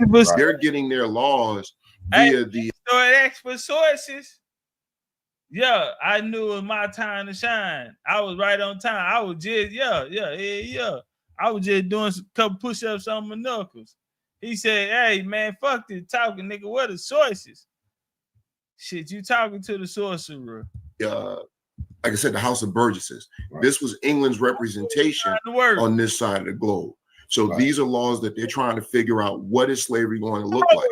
Because initially, for example, they said if you were a practicing Christian or if you were a Christian, you could not be enslaved. They quickly changed that rule because they figured out they couldn't do that. So you see this back and forth in terms of what is this thing going to look like? And by the time you get to the end of the 1600s, going to the 1700s, it's pretty much established as to what it's going to look like. So once again, if you're talking about what, you know, you're talking about sources of information, I would tell you and all the listeners out there, go back and look at what the state of Virginia was doing, the House of Burgesses in particular. And this is when you start to see how enslavement, racial identification on this side of the globe became more crystallized. I'm sorry, go ahead. Can I interject right there with Maryland? It would be like Lower Calvert or Lower Baltimore. Exactly. And another thing that is happening, there are like all I'm saying. I'm sorry. Can we bring these sources to light? There's a share button down the bottom. Okay. Let's see. Y'all hear that wind blowing? Cause Junior say winter coming. Yeah, y'all hear that cold wind blow? And OG say, man, look out, it's a button. Yeah, that motherfucker work too. It's called a share button. What that do? Well, it allows you to show and prove, put up the shit that you talking about. I'm tired of this motherfucking talking. I don't, like I said, if folks would just go check, you know, House of Burgesses. Well, what I'm saying is we don't like to put information out there and not be able to qualify, you know. That's what I'm telling people where to go. On House of Burgess, I'm not coming across anything with House of Burgess. Well, there's a link to them in 1619, but 1619, they were just getting here. No, I said 1660. And once again, things are just being figured out. 1619 is when you have the establishment of Black folk coming into Jamestown. Okay, so that's where that's the significance as far as like Black folk going. A couple other things are happening in 1619. So the House of Burgesses, they're establishing these rules as they go. So you'll see different things happening. And going back to what Brother James was talking about, that's where that confusion is coming in, because they themselves are trying to figure it out. 1619, people like to talk about it, but the first Africans coming over, they in Virginia, they didn't even know what to do with them because they had Spanish sounding names. And because they had Spanish sounding names, they knew that the Spanish probably had them. The Spanish had a reputation. Say, man, I'ma tell you niggas something. When it comes to America, bro, do not play with America, bro. I'm not doing no plan when it come down to this here, nigga. The Jaguars run this motherfucker, nigga. You not finished, nigga. What? Man, ring the alarm, nigga. For baptizing their captives. What's up? And the rule at the time was you couldn't baptize a fellow Christian. I'm sorry, you couldn't enslave a fellow Christian. So in 1619, even though these folks were in fact slaves, they actually labeled them indentured servants because once again, they didn't know what they were doing. So the state of Virginia has to see where you're pulling this from, because I'm sorry, Hannibal. So the state of Virginia got out there, and I just want to qualify for the people. That's all. So and we were here before 1619. We were actually here 1526 in terms of people coming over, mind you. But in addition, there were people already here. Right.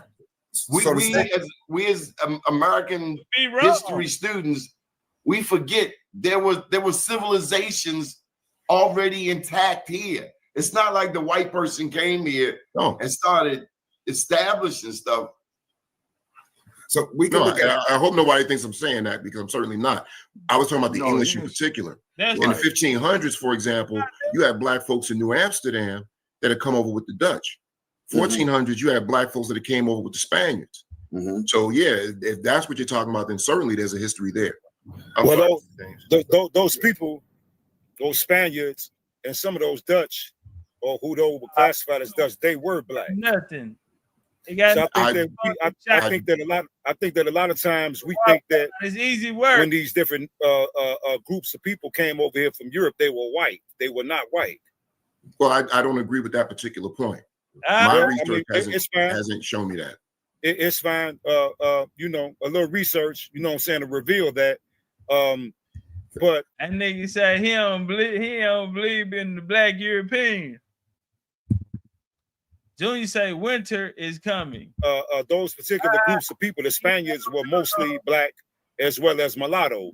You know, they always went under clothed names, Spaniards, Dutch, Frenchmen, just like the guy who discovered Chicago allegedly, DuSable. DuSable. You know what I mean? DuSable. He was a Frenchman, you know, born in Haiti, but he was blacker as you are. So I think that, and see, that's how he was able to sail the Mississippi and go found a land during the time where the rest of the copper color people in the land were being enslaved. But we seem to think that those Europeans that were coming over here were white. Most of them weren't white at the particular time. The white ones didn't start coming in until maybe about close to 100 years after the Spaniards had pretty much wrecked everything from Hispaniola all the way up north. But yeah, see, that's the confusion that comes in. So like when you say that the black people had landed in Jamestown, Virginia, what black people are you talking about? Are you talking about Africans? I'm talking about those Africans that were on board of a ship that had been taken from the Spanish. And once again, these black folks had Spanish names. And because of the practice of baptizing your captives, they were designated. Brother Jay, I'm so sorry, brother. Go ahead. So the state of Virginia got an encyclopedia on their government site. And it talks about the first 20 and odd that come there. Our audience can research it. The state of Virginia itself conjecturized or they assert that these 20 and odds came from Veracruz, New Mexico, or Mexico. Yeah, most of the blacks that they were shipping around were coming from South America and I also different places in Hispaniola. But so far as them I'm not saying that they didn't bring anybody from Africa, but those numbers and some of those ports where they said that they were bringing in Africans by the shiploads, that's all conjecture. Yeah, I'm with you on that. But I was giving our listeners a resource. The state of Virginia itself is saying that these 20 and odds come from Veracruz, and that so at the time you had Spain at odds with England. So it was treacherous coming through that Atlantic and bringing slaves here. So the best route to bring slaves or the Spanish to run slaves up in here was from the Mexico up the East Coast, up the Atlantic. So yeah, because if you got an entire continent with millions of people on the continent that look like Africans, then what happened to all of those millions of people? I think they got to put it on these plantations, because you can read. That's what I'm saying. As we go through the research and do the higher level research and understanding why Harvard in this first class had Native Americans in it and what they wait a believe. minute, I get a little confused when you say Native Americans. Are you talking about? I think we're dealing with Semitics. We're dealing with the original people. I'm just trying to get clarity when you use that word, Native American. I think the original people here. Okay. Were first students at Harvard University, and these religious minds put them there for a reason. So what I'm saying is that we got to go to the resources that we are throwing to our audience. You know what I'm saying? Giving them the source. When we say it, giving them the source where they can go to and find it and say, okay, whether it's true or false. Because it's no doubt that it was a guy named Sir Yardley, Yeardley. The ladies should know about it, the Yardley soap or whatever. This guy was there in Virginia with William, with the governor, William Bradford and all them when these 20 and odds got there. They split these 20 and odds. So it is people that took the DNA test today, and I just seen it myself, that got these Yardley people on their tree. So in order to confirm that DNA is not a hoax, it's true. So you can research the information by studying the church, the law, the politics, then the colonials first, the first people there. All right, we're gonna bring in the legendary Big Chief Topcatz. Y'all can start some stuff now. You see that picture I sent you, Donnie? Say y'all done started some stuff now. Huh? Hey, the Jaguar only show up for one reason. Say y'all done started some shit around here. So it is people that took the DNA test today, and I just seen it myself, that got these Yardley people on their tree. So in order to confirm that DNA is not a hoax, it's true. So you can research the information by studying the church, the law, the politics, then the colonials first, the first people there. All right, we're gonna bring in the legendary Big Chief Topcatz. Y'all can start some stuff now. You see that picture I sent you, Donnie? I'm focused here. You got me. I gotta stay focused. But we got the legendary Topcatz. He teaches Indian history, and he is the best that ever done it. Topcatz. Hey, how you doing? What up, go? We can barely hear you. What happened to sound? Mike, tell you hear me now? Oh, yeah. Good. Okay. Make it make sense, big brother. Blessings, Topcat. Peace to you, OG. Me coming in, well, basically, I just caught the point. Y'all going through the 16, 19. Turn it up a little bit, bro. Let me just take the mic off. Yeah, we're gonna go a cappella. Yeah, I came in on the 16, 19 point. The records for the 16, 19. I don't know, Brother Donnie, if you don't mind me come on in. Put it up for you. I know you said you want some sources. Yeah, bring it on. Yes, sir. Okay. And we coming down your way November 22nd. I got some Black Wall Street awards for you. Yeah, you told me. So Yeah, that 1619. The brother said you can go to the Virginia records, which is correct. In the Virginia records, it shows that today they say it's 20 odd Negroes, but back then on the original records from the Virginia Company of London, they actually said that they came from the West Indies. The ships come from the West Indies. And I confirmed that with Professor David Eltis. So if I can share my screen, OZ, that's cool. Yes, please. Oh, all right, it don't take a second. Oh, I like it here. I can share my screen. Oh, I like it here. Please tell Candy Bar hello. She's one of your biggest fans, bro. She keep my Shout out Candy. What's up, Candy? Shout out to Miss Candy. All right.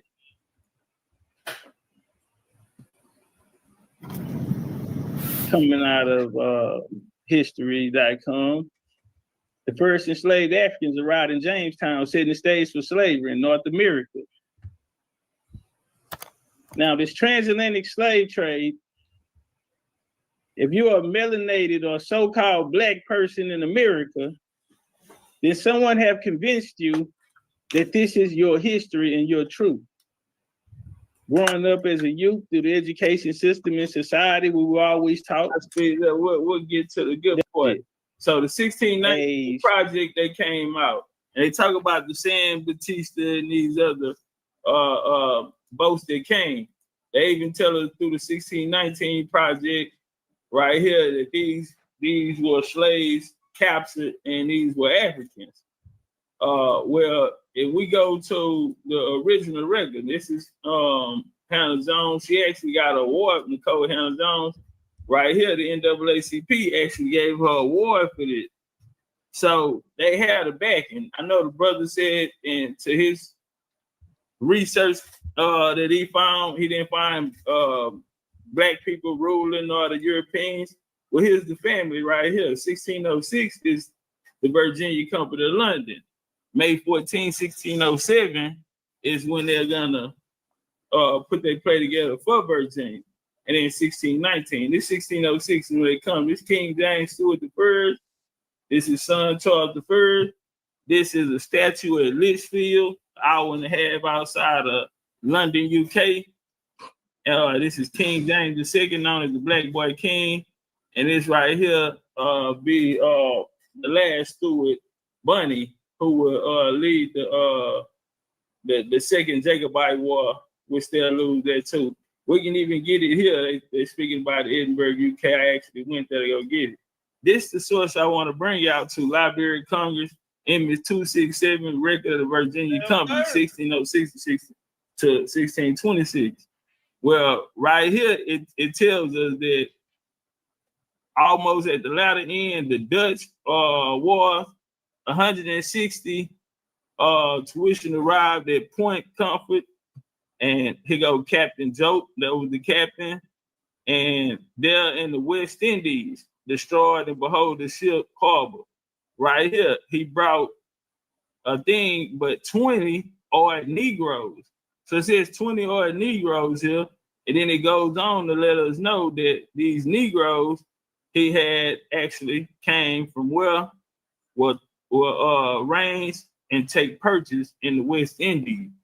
So never Africa, but West Indies. Later, now this is the primary, but later they'll come and tell us that. Now we know the Europeans, they came over the indenture. We see that Colonial America works right here, and I ended it there for now. But yeah, that's a source on that topic for 1619. If we want to go to the one speaking about New York, when the first, they talk about the 11 Negroes coming. The captain of the ship is Warren DeVries. We find him and his son on Free Negro Records. What they had, they gave them patents. Their patents were to be a buffer zone between them and the Indians, the European and the Indians. The patent, one of the first patents was given to the captain, who was Warren DeVries, who was a melanated man, but he was of Portuguese origin. And so, I land right there and get in where I fit in. You all right, But yeah, Mr. Jones? We got the professor with us. Yes, sir. Well, you know there's always more than there's layers to this stuff, huh, Topcatz? Yeah, layers. Yeah, that's for sure.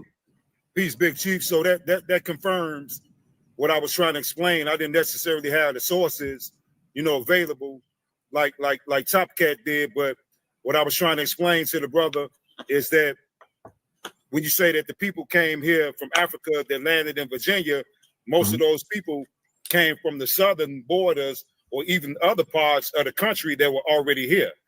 So far as the Africans coming over here, like I said, it could have been a small percentage, but not the way that we think it is, because we got to realize we're dealing with fork-tongued people. And then the majority of those Europeans, like I was trying to say, that we thought that it was white people coming over here, but those were basically Swarthy people. And then they later brought in the Caucasoids, because I got a few pictures of them bringing immigrants in. And one of the things Planet Whales they touched upon is the invention of the camera, where they were actually able to take photographs. Well, the slave narrative was going on around the time that they had cameras, but they never not took one picture of any slave ships bringing any slaves in, but they have plenty pictures bringing in European immigrants. So now they could paint pictures and whatnot, but a painted picture, is worth only 100 words, instead of 1,000 in the case of them bringing our cousins over here from Africa. Right. Hey, can I throw a question at you, Topcat? Have you ever heard of a guy named Durantes Mozingo? And I think he's connected to Queen Nzinga. And I think that he was some type of overseer on the plantations down there. He was landed in Virginia or Maryland, but his kids was overseers down in South Carolina. Have you ever heard of that family?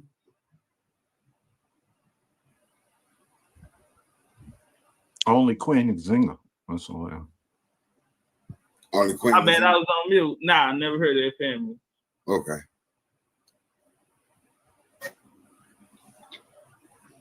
Big Chief, moving forward, what can we do? What more can we do with this show? Is there going to be a call to action? For instance, like you got an event November 22nd. Can we plug that event? Yes, sir. We can plug that. It's called FADE, Foundation American Indigenous Day. They're the largest indigenous gathering. Right now, every day somebody extra, being added, they calling trying to see if they can come. It's gonna be people from all over. I don't want to say no names. We got some big names or whatever. My game always been putting the power in the people. The power is in the people. So, we ain't got to throw around no names. We just need the people to be there, And so, right now, as of now, it's good. But we're gonna have we're gonna have different workshops, genealogy workshops. We're gonna have art, like we were just speaking about the conversation of brother. Some people think it's YT people did this, and some people looked at the resource. Found resources that show us that otherwise. So for painting, so we're gonna have an art exhibit there. We want to transfer it. So people like Thomas Cromwell and them, or the people that blew off the faces, or the people that tore down after the French Revolution, tore down the Black Madonna statues and these things of this nature, who covered it up. We want to bring that back because of the programming of the mind. Like someone just spoke of, we're seeing painted pictures. Even when you're talking about the Seminole, I like to bring that up to when you're talking about the Seminole Indians. We've never seen a picture of a Seminole Indian, but if we go back to the Civil War times, we can see the Seminole Scouts. They all look like us.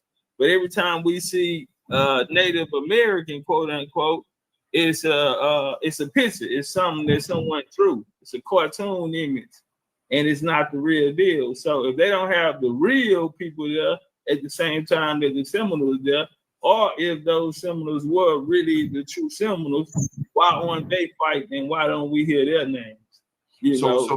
So Big Chief, in terms of reclaiming our legacy, this young man, Mr. Jones, with the yellow shirt, is an Afro Futurist. I'm also an historian as well. So and a historian. Mm-hmm. And any thoughts of what you would like to see in the future? Well, I would first ask the brother, just to get a better understanding on that, is what brought you to this, to where you are now in your journey as an Afro? I'm sorry, what was it?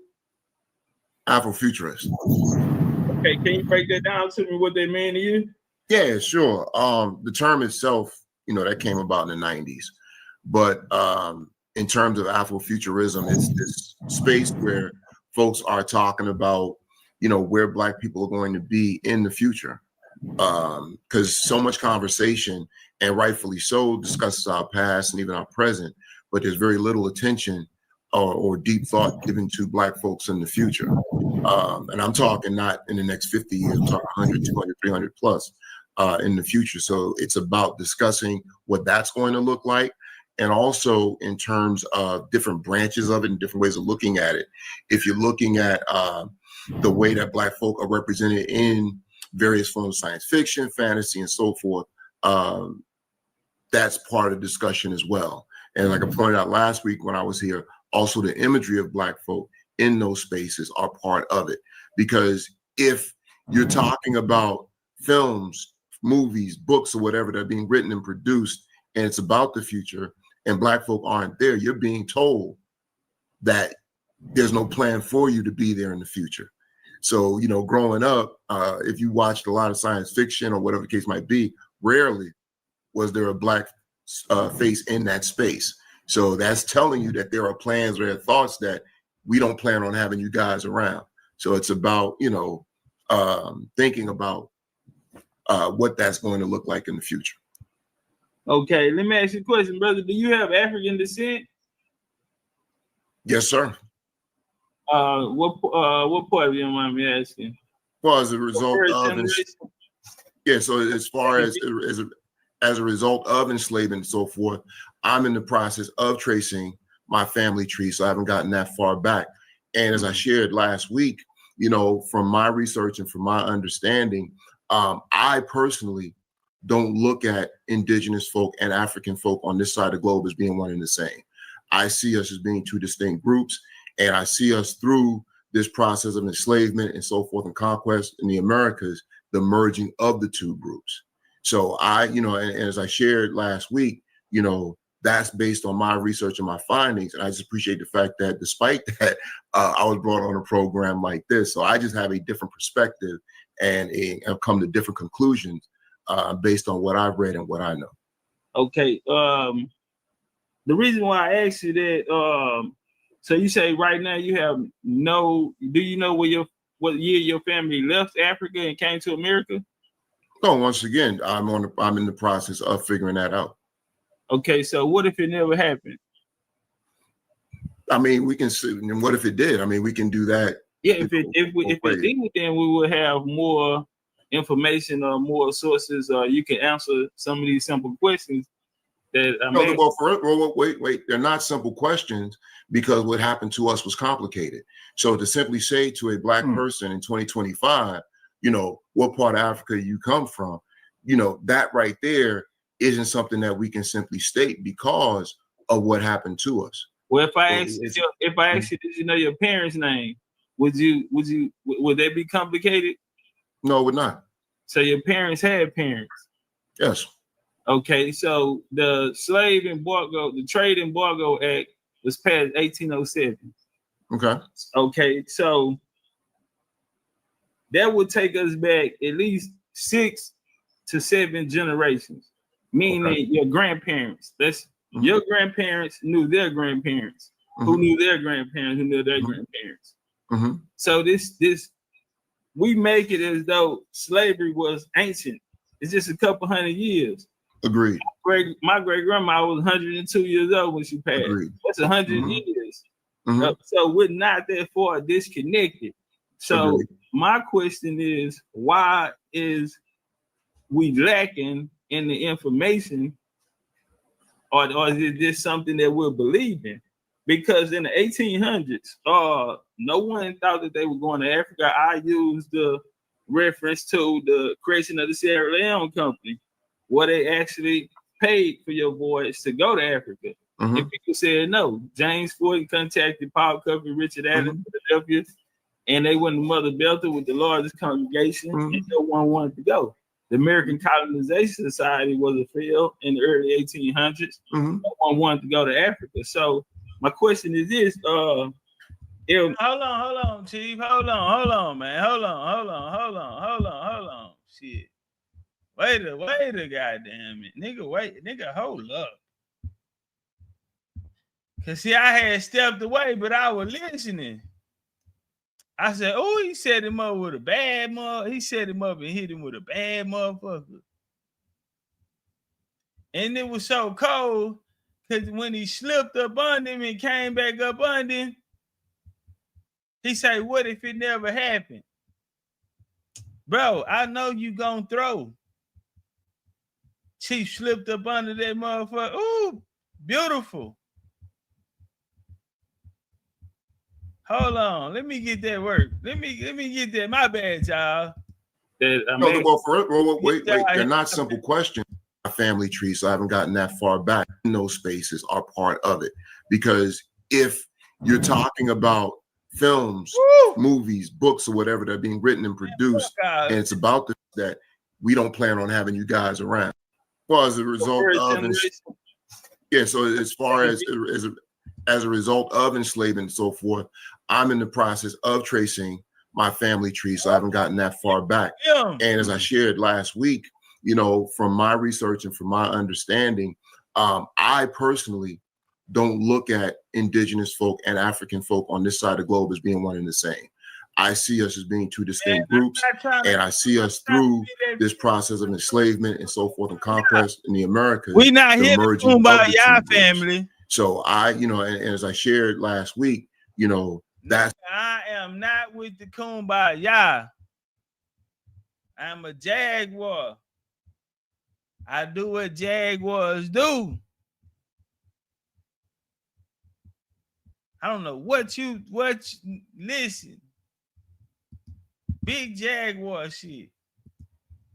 Based on my research and my findings, and I just appreciate the fact that despite that, I was brought on a program like this. So I just have a different perspective and have come to different conclusions based on what I've read and what I know.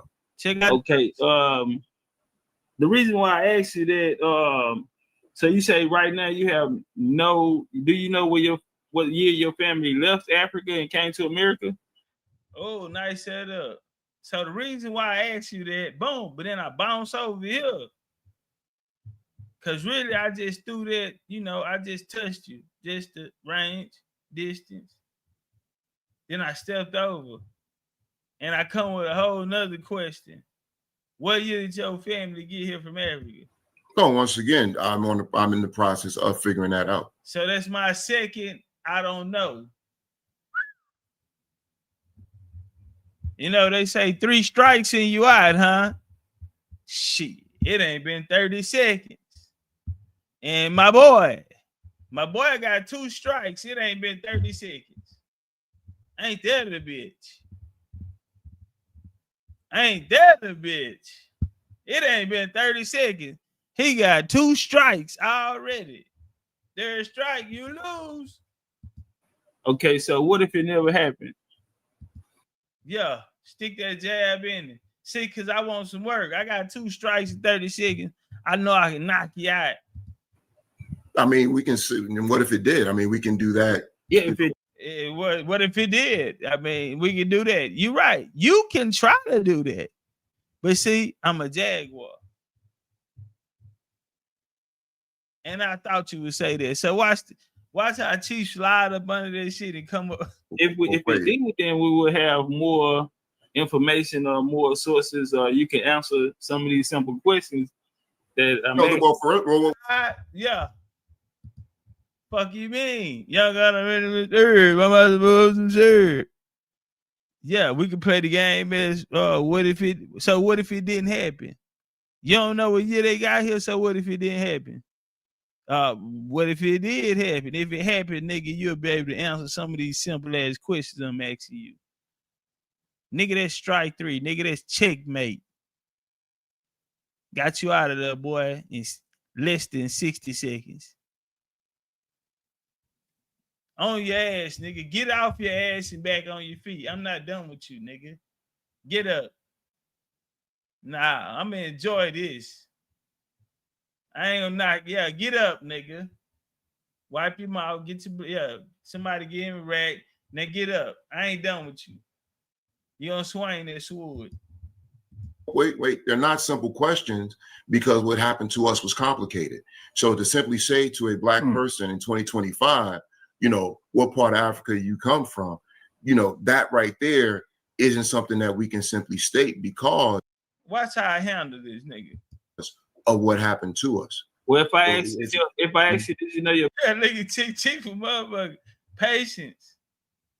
I already know the next 3-4 moves I'm finna do. So this is how I handle it. The parents' name. Would that be complicated? No, it did. I mean, we can do that. Yeah, if it did, then we would have more information or more sources. You can answer some of these simple questions that I'm asking. We make it as though slavery was ancient hundreds. No one wanted to go to Africa, so go to Africa. No, we're not. What part of Africa you come from, that right there isn't something that we can simply state because. Okay, so the slave embargo, the trade embargo action of the Sierra Leone company. I forgot where I was at, and goddamn. Okay, by the 1800s, it's beginning to peter off, if you will. Fuck, you want to go back home. Well, my grandparents. What part of Africa you come from, 1807. Something that we can simply state because of what happened to us. Well, if I ask you, did you know your parents' name? Would that be complicated? No, it would not. Okay, damn, nigga, you got 4 strikes. Why is you steady going for these little moves, this nigga?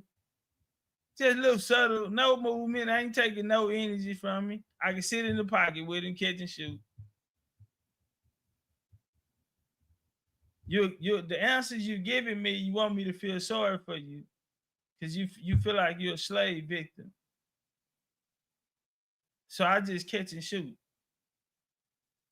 That's not a simple question because slavery happened and it took our name. So if I ask you your mama's name, do you know your parents' name? Would that be a simple question? He's steady striking out. Let's walk. It's called a walk down. I let him get up for a reason. Yeah, you gonna take this ass whooping and learn, nigga. But don't worry, he gonna tap out like they all do. So your parents had parents? Yes. Okay, so the slave embargo, the Trade Embargo Act was passed 1807. Okay. Okay, so that would take us back at least 6 to 7 generations, meaning your grandparents. Your grandparents knew their grandparents, who knew their grandparents, who knew their grandparents.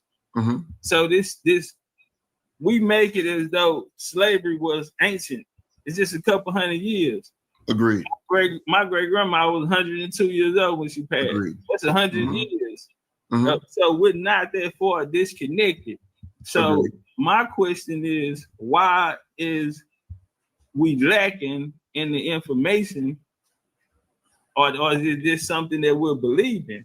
Because in the 1800s, no one thought that they were going to Africa. I used the reference to the creation of the Sierra Leone company, where they actually paid for your voyage to go to Africa. And people said no. James Ford contacted Paul Cuffey, Richard Adams, Philadelphia, and they went to Mother Belter with the largest congregation, and no one wanted to go. The American Colonization Society was a failure. You ought to just run. When he do this little trick he do, You gotta run, bro. Cause and look at it, motherfucker got a straight face and everything. And he walking you, bro. He walking you somewhere, fam. And he going into he taking you further and further in the bushes, and you following. You agreeing on shit. He finna take you to meet your demise, nigga. That's why he here. In the early 1800s, no one wanted to go to Africa. So my question is this: if those people didn't go to Africa and they're right there at the height of the slave trade, why would they want to go back home? Well, a couple of reasons. Number one, they weren't. I'm about to answer. I wanted to close on this. And why didn't they have this infinity for Africa that you have? Allow me to answer. First of all, 1800s was not the height. You got to see on the other end of that jab. Yeah, you want to touch him with that jab and make it direct. It's my last words. It's that bitch direct. Now let's walk. Make sure it counts. Of the slave trade. Okay, by the 1800s, it's beginning to peter off, if you will. Okay, and with the American Colonization Society and some of the organizations that you mentioned, the problem was that they were trying to take free blacks out of America. By this point, it's America. They're trying to take free blacks out, and the reason why a lot of free blacks said no was for a couple of reasons. Number one was by this point they had been removed from Africa for so many generations that they did not have a connection to it. So I agree with that point. They didn't know where to go back to and so forth. Liberia was one of the spots where a lot of black folk went back to. But the other reason why a lot of free black folks did not return was because they were saying, if we leave, who's going to fight for the enslaved? So that was another reason. And also another reason why it failed was because there was a massive crash where they attempted to bring back some black folks in the 1800s, where a ship had crashed. So they failed. What was the name of the ship? What was the I name? would go back and get the name of this. I would have to go back and get the name of the ship. Man, you ain't got it on you. So you ain't got it on you, fam. Woo! It's a bad night for you, fam. I think that strikes 6. Shit. You know what? I'm gonna keep you alive for now, though. Get up. The fuck up. Off your head, back on your feet, nigga. I'm not done with you. This was during like around Lincoln's time period. So there was actually an attempt to do that. Now you did have a lot of black folk that went back.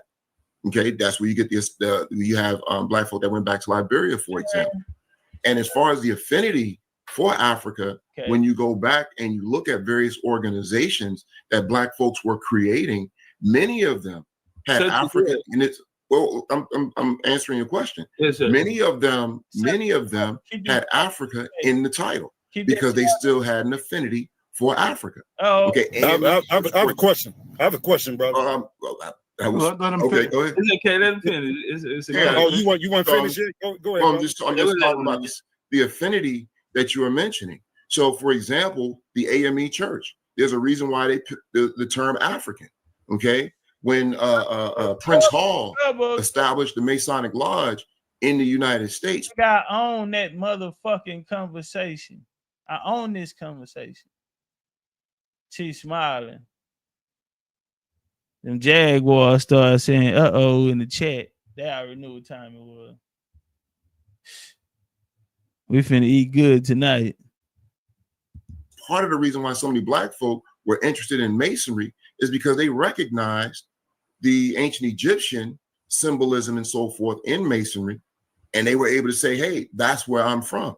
So there are constant references to Africa and the affinity for it. But just like, you know, folks are being miseducated as to what Africa was, a lot of black folks were simply trying to distance themselves from Africa because they were being misinformed about it and didn't want to be part of it. Okay, so, and if you look at, for example, Phyllis Wheatley, one of her poems, she's the first black woman published in the colonies. She's talking about, when I say, come on, brother, when I said who you said? I'm sorry, who you said? Phyllis Wheatley. Okay, and when I A say good Liberia one. founded, Phyllis Wheatley, she was one of the first. Yeah. She was the first Black woman published in the colonies. Do you She know what speaks- language he spoke? Yeah, but this is what I'm She saying, was brother. of Dutch origin. I understand that, but she came from Africa because in her poetry, she talked about how she was saved from Africa. Okay, so once again, there Did she are say that references. somewhere? Because she spoke Dutch. I understand that. You are correct. And the But Dutch it doesn't was change. New York, New Netherlands. So we Yeah, got to that's watch correct. the migration from New Netherlands, Amsterdam, and as Okay. it migrates up into Boston, Massachusetts. Right, and I have no where problem with her bloodline is going to come from. The Dutch that she's coming from is what we call New York today. Yeah, exactly. Yeah, New All Amsterdam. right, so it's not Africa. She's No, but coming what I'm from New saying York. is, once again, you Yes, brought sir. up affinity. When she speaks of Africa, she talks about the fact that she was saved from it. And she talks about the fact, so she's pointing to her African ancestry. So once again, because of miseducation, okay, She ain't and we're said an taught this African hatred of word. Africa, we're trying to distance ourselves from it. Even Okay, in the brother, I'm 60s, gonna have to stop you there. Please go ahead. Yeah. So first of all, brother, there is no hatred. I don't think. No, I didn't say no. I said that. I didn't. Nobody said that. Okay, You said it. Hold fast. I said that they were taught that in the 16 and 1700s. I'm not Okay, pointing all right. anyone Well, my bad. I misunderstood you, but Yeah. just relax Okay. for a hot second.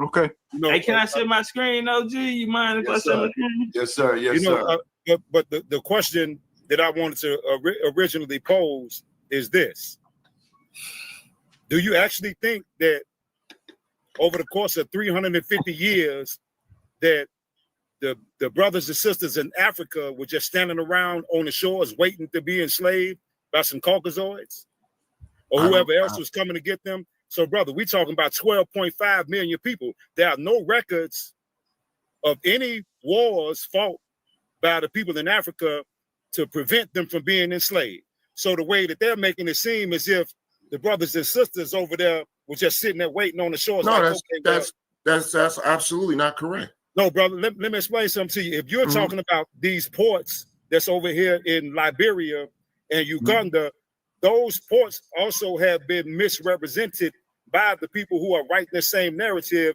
that we're over here defending. No different than you trying to tell the brother, like, hey, the Christian concept could originally come from Ethiopia, but the way we have it over here is European. Even though the brothers don't know, they would still defend it. So now I have no problem with you trying to say that we from Africa, but brother, man, we've been here for trillions of years. We didn't just land here, 500 years ago on those ships, 35,000 ships, brother. Come on, not one ship to be found, not one picture of any ship anywhere. All right, well, let's Hey, talk before about we it. get into Wait. bro. So let me Let's talk about it. Yeah. So for one thing, in terms of Can we address what's on the screen first? Yeah, come Before on we with go it, there? Topcatz. Can we address what's on the screen? No, Yes, sir. Phyllis Wheatley did not say she was free from Africa. Sir, that's not what I said. If you But go she back and was look at free her from poetry, slavery in America. if you And go that her back, journey from Africa to America, though difficult, brought a new spiritual understanding. and Well, that's I'll what I'm deal with talking that. Okay, so that's what I'm talking about. No problem. That's what I'm talking about. So No that's problem. what I'm saying. She references her African roots No and how problem. she was saved from that. So that's what I was saying. And as far as the ships go, there have been documented cases of people going out, finding ships and so forth. You had Black scuba diving societies. It's like scuba diving organizations. Just one ship, man. That's Okay, later. wait That's a later. minute, You're time talking about the one brother. I haven't finished. That's one ship. But I mean, brother, you've been I talking for haven't. 20 minutes, man. All right, You see what I'm saying? I You've been won't talking say for anything. 20 I minutes. won't say nothing else. It's I won't okay, say brother anything Hansel. else. It's okay, bro. I'm not your enemy, No, I'm man. done, brother. You I'm go not right your ahead. enemy, brother. Let's Brother, I was just trying to address. Brother, I was just Yes, trying sir. to No address the problem. points You gave that you enough. brought up. No, You gave I enough. don't. Yes, sir. No, I Brother Donnie, don't. you can pull me up. I don't want to. No, it's not, brother. It's okay. It's okay. Brother Hansel will express you're not his enemy. Yeah, I mean, like I said last week, for me, this conversation isn't bigger than what we're facing. So we'll whether or find not out after we had a conversation. Right here, you spoke about them having an affinity and using Africa. Right here, this is one of my lectures, All Skin Folk Ain't Kinfolk. It's 180 slides right here. But I want to take you to Mother Bethel. This is Mother Bethel. This is the AME Church, right? So right here, we get at the Pan-African Congress. I want to show you something, right? Because we were taught to worship. All skin folk ain't kinfolk is the name of it. We were taught to worship our oppressor. So right here, in effect, the dominant force to arise came in the form of a religious Pan-Africanism in the formation of the African Methodist Episcopal Church. So they were Christians. And then you have Edward Blythe in here, who is known as the father of Pan-African. Well, he was taught by a family at the age of 18, New York Colonization Society, since he couldn't get in Rutgers, sent him to Liberia, where he came down to Tuskegee and used their blueprint and took it back and credited the college back in Liberia. Now, what I want to show you is our brother Richard Allen. So we're gonna go to a primary. This is book, The Life Experience Gospel Labels of Richard Allen. Let's see how African he is, because when we get here, he's going to have the choice. They're gonna have the choice whether they're gonna. So they were kicked out of St. George. If you're familiar with the story, they were kicked out of St. George, and with the help of the Quaker Society of Friends. I don't know if you're familiar with them, but the Society of Friends were a Quaker organization. He told us we were not Methodists, and they told them to leave. Now, here in the beginning, in the rise of the first African church in America, so he said but the elder of the Methodist church still pursued. So they had the choice to choose which way to go. They didn't choose the Orishas, the Butes, or any African religions. They said that the Methodists would be the best. Methodists would be the best for their people. And you get this right out of the life experience of Richard Allen. Not only that, right? Because that's why today Richard Allen was the first secretary to the Prince Hall Freemason that you spoke of. And Absalom Jones was the first worshiper master. Mm-hmm. Now, that connection today still lives. As today, our leaders in our community, or the community you speak about, are pastors and masons. So that's why our Reverend Jesse Jackson, our Reverend Al Sharptons come from people of like Richard Allen them here. According to them, the success is of the movement is largely owed to the Society of Friends, who were Quakers in the city of Philadelphia. These people are called founding fathers of the United States. Let me leave off here and come over here, because one more brother Donnie, I'm almost done with it. I like to man, we love having you on here, man. Don't you know all your fans? I love being here. I love being here, man. And you know, I ain't gonna talk about it, you know. Let me get the right here. Don't make, I'll tell you. So that is. This is damn near the greatest colonizer of all time. You know, we at the first AME church. We're the first AME church right here. It's gonna walk over nomination. They present. It's the church. Me in Philadelphia. Anything I teach about, I book a flight and I go to make sure that what I'm bringing to people is right. Before then, we right here in St. George. This is the church that they're going to be kicked out. The Society of Friends, the same people who funded Absalom Jones to be the first pastor. So the African that you're thinking about is not coming from that. We have that's not. But once again, that's not what was said. Your question was, where was the affinity? For African. So once again, and if I'm speaking too much, no, go ahead. Let me know. I'm just saying, because when I start addressing questions, I get told I'm talking too much. Go ahead, man. So my point is this: you asked about the affinity. I'm not talking about what they did with it. No, Now, there's no African in it, brother. No, but what I'm saying is, if They're these not people, speaking of Africa. Africans come from everything African. Have you ever heard of the African Institution? That's the company that took over after the Sierra Leone company failed. No Africans involved, all Europeans. The Royal African Company, the RAC, which ran the transatlantic slave trade through the stewards, the Royal African Company that started from the Royal Adventures of African Company, was bankrupted. Then they went on to the Royal African Company, which is led by the stewards. They had Port Royal, South Carolina. They had Port Royal in Jamaica, and they had Cape Coastal in West Africa. The company Africa ran the transatlantic slave trade that you're speaking about. Brother, hold on, I'm almost done. Hold on, I'm almost done. Africa wasn't called Africa at this time. The continent was not called Africa at this time. Not until after the scramble of Africa, and that'll be the late 1800s. One more source, OG, I'm gonna put this up and I'm gonna get out. I'm gonna let the brothers build. Did we put this one up?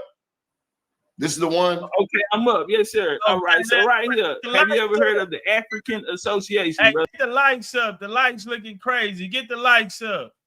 Strength and honor, nigga. Hold the line, nigga. Big engines. Yes, sir. I have not. Okay, the African Association created June 9th. I don't even need this up. June 9th, 1788. What was its purpose? To discover the interior parts of Africa. Why? Because the Europeans, if they say slavery started 1492, 1619, 1526, wherever they want to start, their expiration, this is the expiration of Africa. And that was June 9, 1788. But the Trade Embargo Act is 1807. So you only have a few years to get to where you're trying to get to if you're trying to make a slave narrative, right? Now, not only that, but this company was formed in London, as all other companies with the title African on it.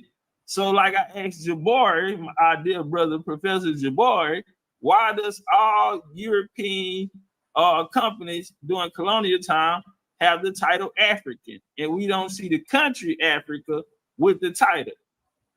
You can pull it up, you can Google it, you can AI it, but Africa, the continent, was not called that. In 1788, this is the height of the slave trade, what they tell us. But this is this discovery. This is them first beginning to join. It don't come into 1841 until where you get what's called the Niger expedition, which where they had a language barrier and they had to create these new languages. 1832, you get Yoruba, John Rabon and Isaac Crowder. They're gonna come together to create the Yoruba language. What do you mean created? Okay, that's why y'all gotta get my book. All this shit I'm talking is in this book right here on the screen. I'm not black, I'm Indian, the Indian Bible. Nigga, how you an Indian, you ain't got the Bible. Go get your Indian Bible. It wasn't a language. When the European got there, they had a problem, a language barrier. They couldn't communicate. So what they did was created languages for them to speak. We take Hannah Kilham from the Society of Friends, the same people they created your LME Church and your Prince Hall Freemasonry, right? The Quakers. Well, Hannah Kilham is the first to, or the Mende language, what they call the Mende people out of Sierra Leone. This is easy to look up. Hannah Kilham. I'm giving the names. And so one more last thing on the ships, and I'm gonna get out of the way. This is my last one about the ships. Boom. Times ago. So again, like I say, if I'm gonna talk about it, I'm gonna go. So we right here in Quaker territory at the oldest maritime museum. A lot of people say, "What are ships?" The ships are here.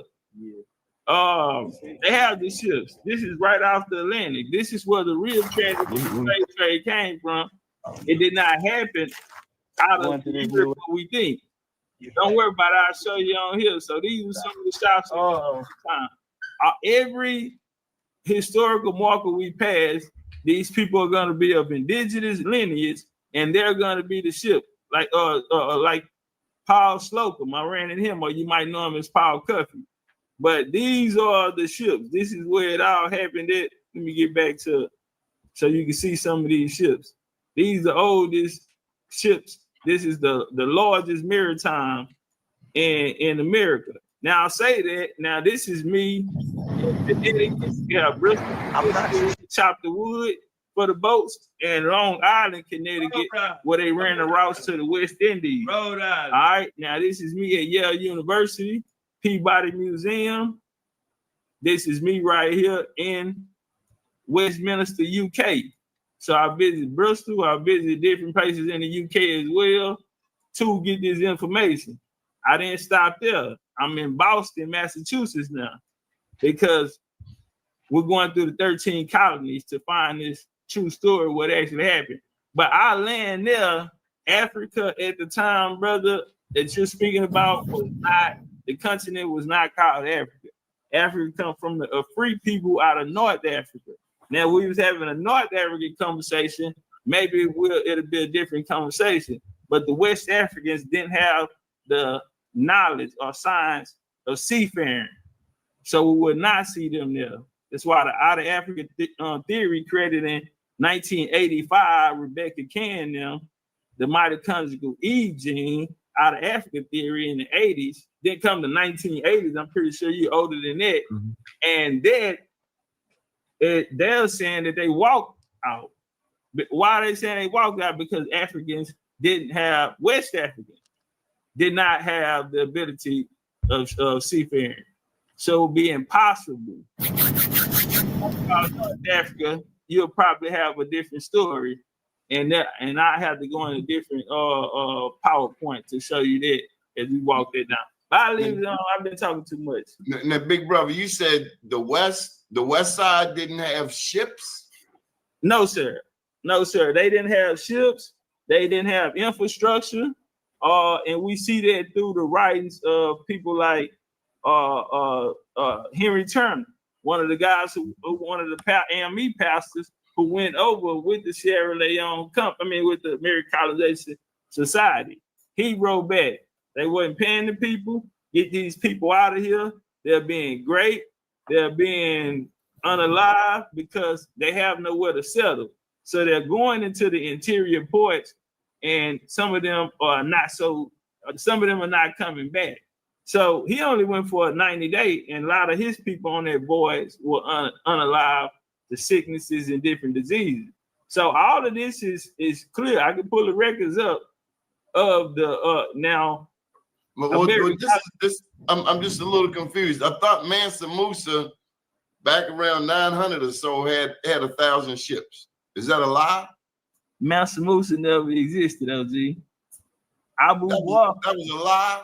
That was a lie created in North America. That's why the people from Mali and Timbuktu, they never heard of Mansa Musa. That story was created here by people that look like us who wanted us to grow this infinity for Africa. We have to understand this. There was never a person that looked like us that told us, people in America, that the Negro in America had culture in Africa. It was no one that looked like us. That came from a YT man named Melville Hercules. I'm not here to argue. I can prove it without a shadow of a doubt. Melville Hercules, 1923. The NRC he was funded by. The money went through, came from the eugenics movement. The eugenics had a sister company, NRC, who funded them. He's not gonna, he started measuring skulls, nose, eyes, lips, and then we hear people that look like us or so-called master teachers come tell us, oh, well, you got a big lip, wide nose, big lips, and all of this here. When this is scientific racism that was created by Uish man who wasn't for us. Now, he got the funding from the Rockefellers. In 1958, he got the Special Defense Act. That's when the government joined in and started putting African language like Yoruba, Swahili, and things of this nature into colleges like UCLA, Columbia, so on and so forth. But And all of this was to trick us out of our spot here and want to go to Africa. Well, in the beginning, in the early 20th century, as we see with Garvey, they wanted us to go to Africa. But see, what did it change? It changed in 1969 with a man named John Henry Clark. John Henry Clark came, and hold on, because I think I got that. I can pull that shit up. I got that PowerPoint up already. So it's gonna change when John Henry Clark comes. All right, you know what? So I lucky day, OG. I got it pulled up.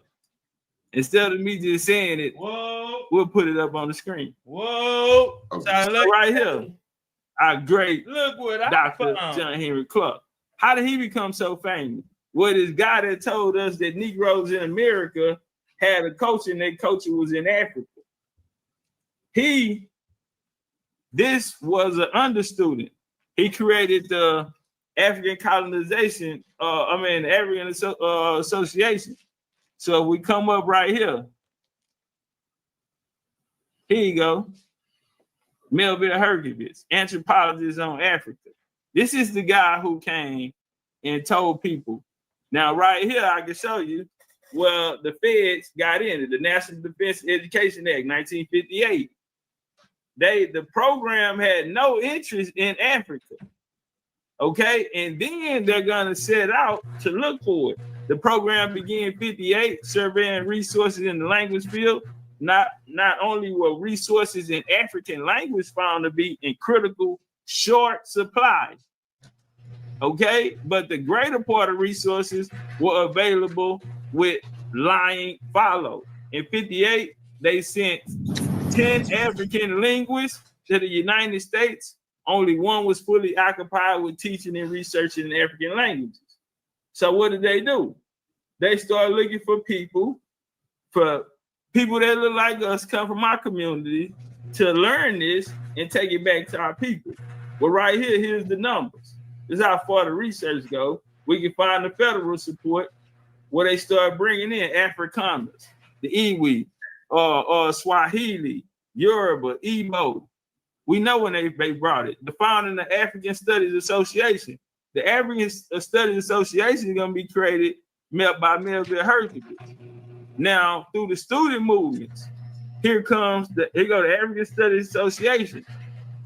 When the Black Caucus of the ASA, which means Dr. John Henry Clark was a part of the African Studies Association, a part of this movement that's going to teach Negroes that they do have a culture, they're not savages, their culture is in Africa. Well, here comes Clark, led by who? John Henry Clark, who founded the African Heritage Studies Association. All right, now who did he sign? He do it with Leonard Jeffries. Leonard Jeffries was a part of the Peace Corps. He went as a missionary over to Africa. Topcatz, they were our heroes for decades, man. You're taking them away from me. Well, hold on. We're not done. Watch this, OG. The best. So, like the question you asked me, did they want to take us from here and take us from over there? Well, John Henry Clark was smart. In the New York Times, he have a return in spirit, right? So he learned from, so he emphasized, however, the objective was not to restore in a strict sense of back to Africa movement, the kind of late Marcus Garvey espoused, right? So they wanted to physically move it up. So he learned from that. So he said most of us will probably not go back to Africa, except in mind, like my brother on the panel. Spirit and interest. My brother spoke of his interest in the future towards Africa. Well, this is aligning with the agenda that they wanted. They understood that since the 1700s, people didn't want to leave. So in the 1970s, he said, instead of taking you back physically, we will take you there mentally. And that was we'll take you there mentally. That's the we whole will plan. enslave you mentally. And so we'll keep their body here. He said the association is expected to bring about a new perspective on African history. Okay, it was a way to make it relevant to current problems of Black people everywhere. So now we hear people say, oh, the cops not gonna stop it. And actually, Is you from this place or that place? All of that was created to create this reality. So again, he says it was organized by members of Black Caucus of a predominantly white group known as the African Studies Association. Can nobody write or speak on Africa unless it was the white boys? Now they had people who worked under them, who was brought to us as leaders, who we deem as master teachers and heroes, that was going to bring us this hidden history of us. But what it did was took away our history. It took us mentally from the ground and the bones as our ancestors and fought, made contributions, shed blood, went through these migrations, forced migrations, and we're here. This is Franz Boas. This is Franz Boas right here. This is the guy right here during the Harlem Renaissance. He's gonna have a student that's gonna be very influential. This is Rosenwald, another guy who led the YMCA, where you're gonna get your and he's also the one who did the experiment, the Tuskegee experiment. All right, who was his buddy? Who he had on his side? There you go, right there. W.D. Du Bois, yeah. Booker T. Had Booker T with it. Now, Washington. Did Du Bois know he was being pimped? Yeah, he knew he was being pimped. Okay, we want to know how? Here go the letter. What the letter is? Man, he took away my favorite hero. Yeah, he wrote a letter. He sat on the board. Why? Because he paid. You see Booker T right there and all the rest of them white tees. He gonna lead out this plan. Now the boys had another plan, 10 of the 10. Why? Because he was funded by other money. Who was he funded by? Washington funded by, exactly, and the Jew name is Joel Springer. How do we know that? Now we know Garvey was compromised. Ernest Cox, he wrote a book called White America. In that book, he said, leaders arises a leader will arise and be the foremost individual in annals of Negro history. They say Marcus Garvey is the greatest Black leader, right? Our mixed breeds transferred to Africa could become a social aristocracy, such as the Fula of Nigeria, the Hema of Uganda, the Zulu of the South, all who have Caucasian blood coursing through their veins, and all who should be above the true Negro in culture. The mixed breeds would be the ethnic and cultural link to connect the Negroes of Africa with whites of Europe and America. Not only that, Garvey said that the Anglo-Saxon Club, these people who signed his check and who got him his boat, he said they are four great, the Negro concern is a better friend of the race than all other groups. Okay, now we come here, Julius Rosenwald, like I brought up. Marcus Garvey lived up to his reputation. 1928, he called the white NAACP leadership spies. So you have Pan-Africans, you have three different forms, what a lot of people don't know, because they're paid by different, they have different backing. So this is Joel Springer. This is the guy who's gonna pay for the 1919 Pan-African Congress. This is his brother, Arthur Springer. He's gonna meet W. Du Bois at Harvard, and they're gonna bring him in. So you get the Pan-African Congress of 1919, which he had no invitation, but he was sent there. He was sent there to silence the Negroes who had won the World War I and was gonna talk about their experiences that they, and he went there to block that. Du Bois did? There you go right there. Yeah, Du Bois. He went to block the veterans' voice? Exactly. Exactly. And they tell you right here, he had no invitation. They put him on a boat and sent him there. Now, when we come here, the Pan-African Congress in 1919 was unplanned, hasty and surprising in preparation of execution. While Du Bois chose September 1918 month meeting on the board of directors of in National Association for the NAACP, for he worked as an editor, which they didn't even want him, but Springham knew that he can use him. Now, right here, he goes, when we come here, Garvey, the NAACP are black organizations that more gullible integrationists of NAACP. When W. Du Bois, chief black NAACP, set out for Liberia, his Garveyite editor, who was John Edward Bruce. Now we know Bruce is the one who founded the they was having it at his house and they moved the meetings over. It'll come to me, or it might be on the Niagara movement. Nah, that was before. That was in the 1800s. So Bruce, here you go right here.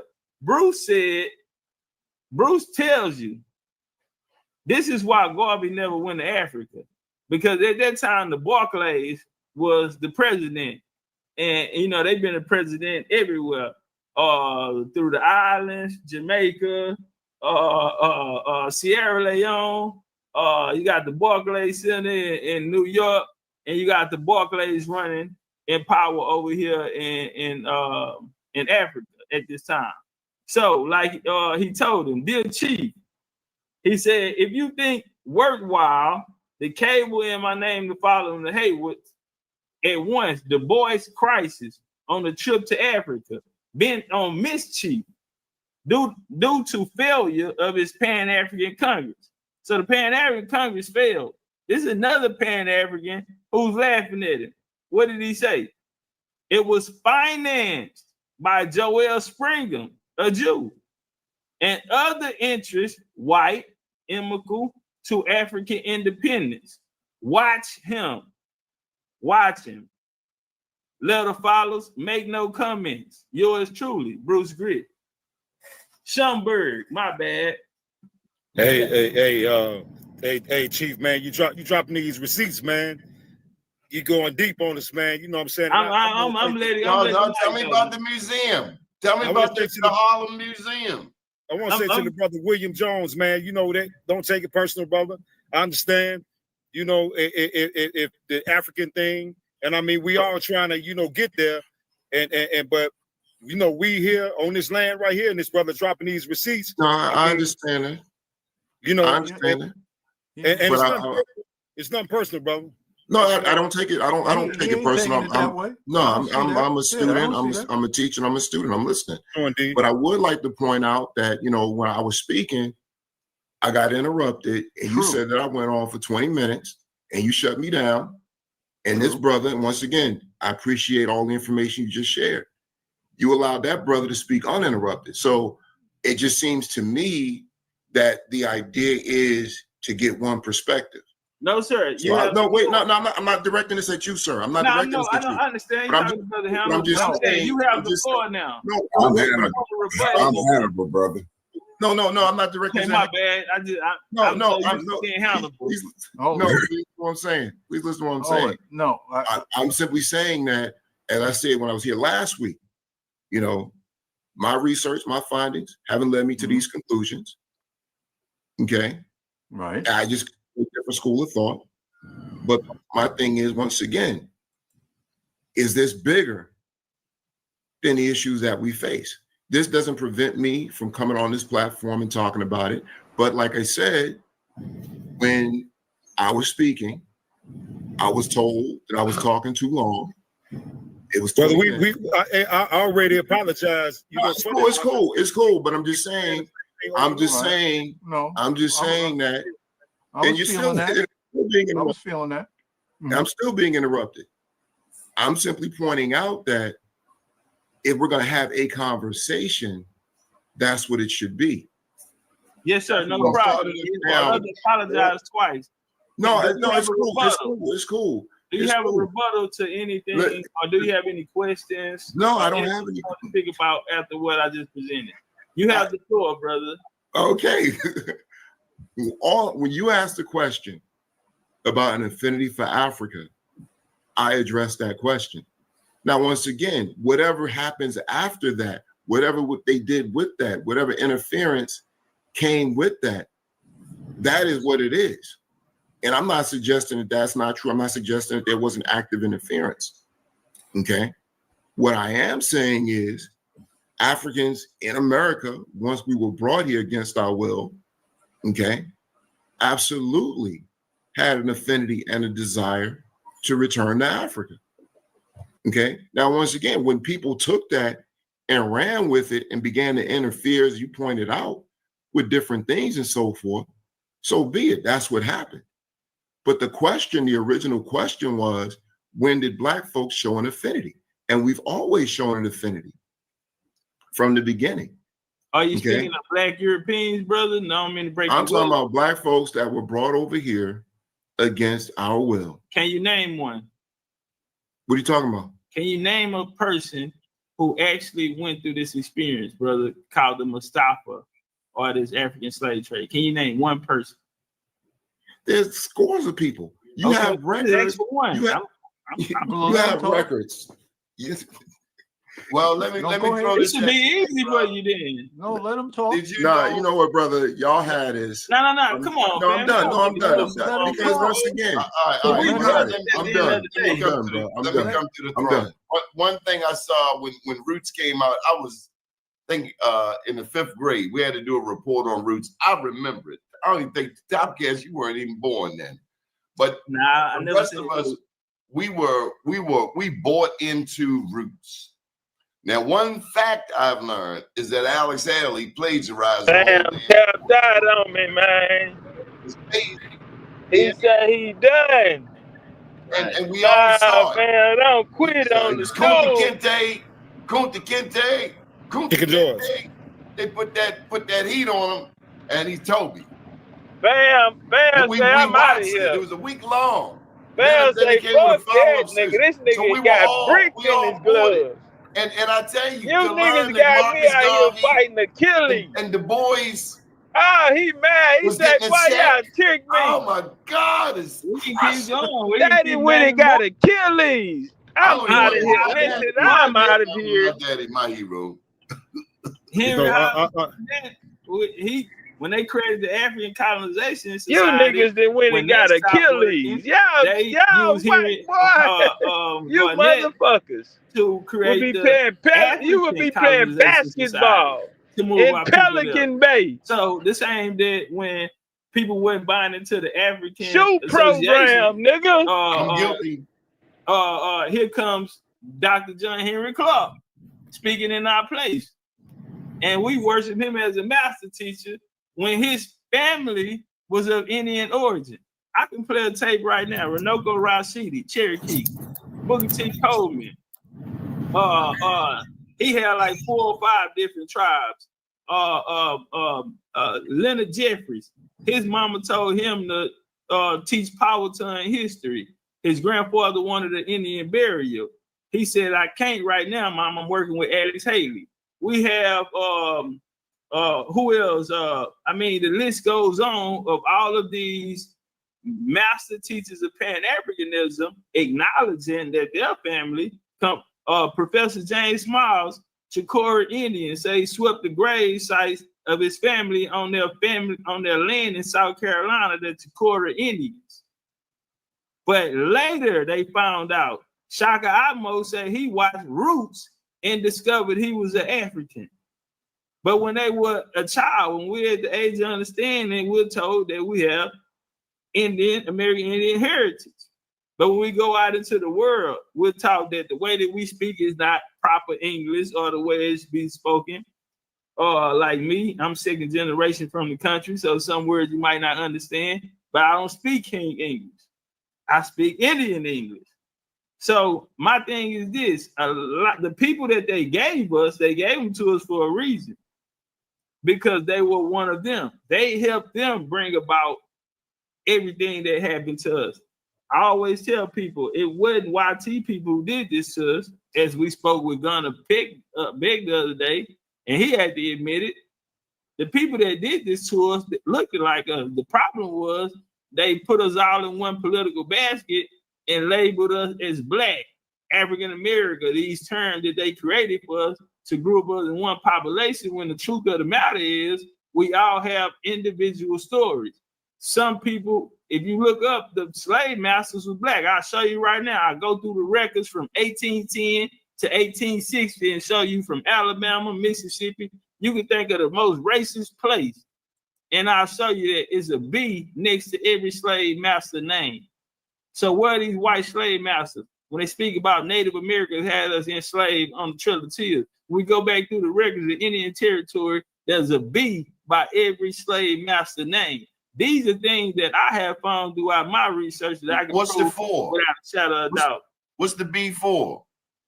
They labeled in black. They're sending black. Can you tell me anything? This sister, she's a big supporter of ours. Philadelphia. Yeah, the E1B1. Do you know anything about the haploid group? Because I'm green, totally green. When I get to science, we go to scientific racism. Morton brought out the schools. That started it. So we'll get a follow-up on that through as we see Emery's, who would be Darwin's grandfather. He was into these things. Well, later his son will become the leader of the eugenics, British eugenics, and over what is called the Geographical Society. These two things that's going to connect it. Now, once they get over to America, that's when the far as the DNA, 1990 they come out with the Human Genome Project, which they say they have in New York, the African burial ground. Now I can pull it up too, but I don't want to take all day, which I can show you. They have a big Sankofa on there. And the museum today can't tell you that that's a Sankofa. They have came back and said that the Sankofa didn't exist at that time. Not only that, but the Sankofa is a Euro-American. It's Euro-American, nothing about it Africa. Sankofa didn't exist at the time of that burial site of the ABG, so they had to come back and take it out. So they were making up stuff? Oh, they making it up. And they said it was black leaders who protested that the bones should be tested. So while that was happening, you had the Human Genome Project over at Howard University. They got a $24 million grant to investigate this. I can pull up all the sources right now on my ABG. I can put it all on my PowerPoint. They gave them the money. Now, one of the geneticists on the test is a guy by the name, he built African ancestry. Anybody know the guy name? What's his name? Built African ancestry. Ain't that Kittles or somebody carried you? Rick Kittles. Yeah. He was on that project 1990 when the government paid Howard University $24 million to make these bones that they found under this building in New York African.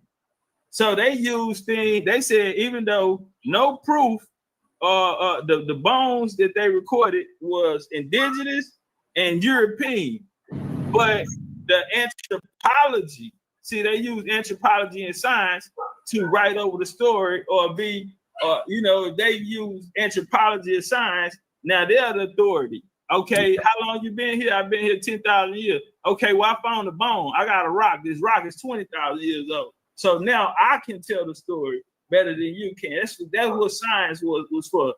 But yeah, so Rick Kittles was on that. So it's not, it was by design. So it was another guy that worked on that, Michael.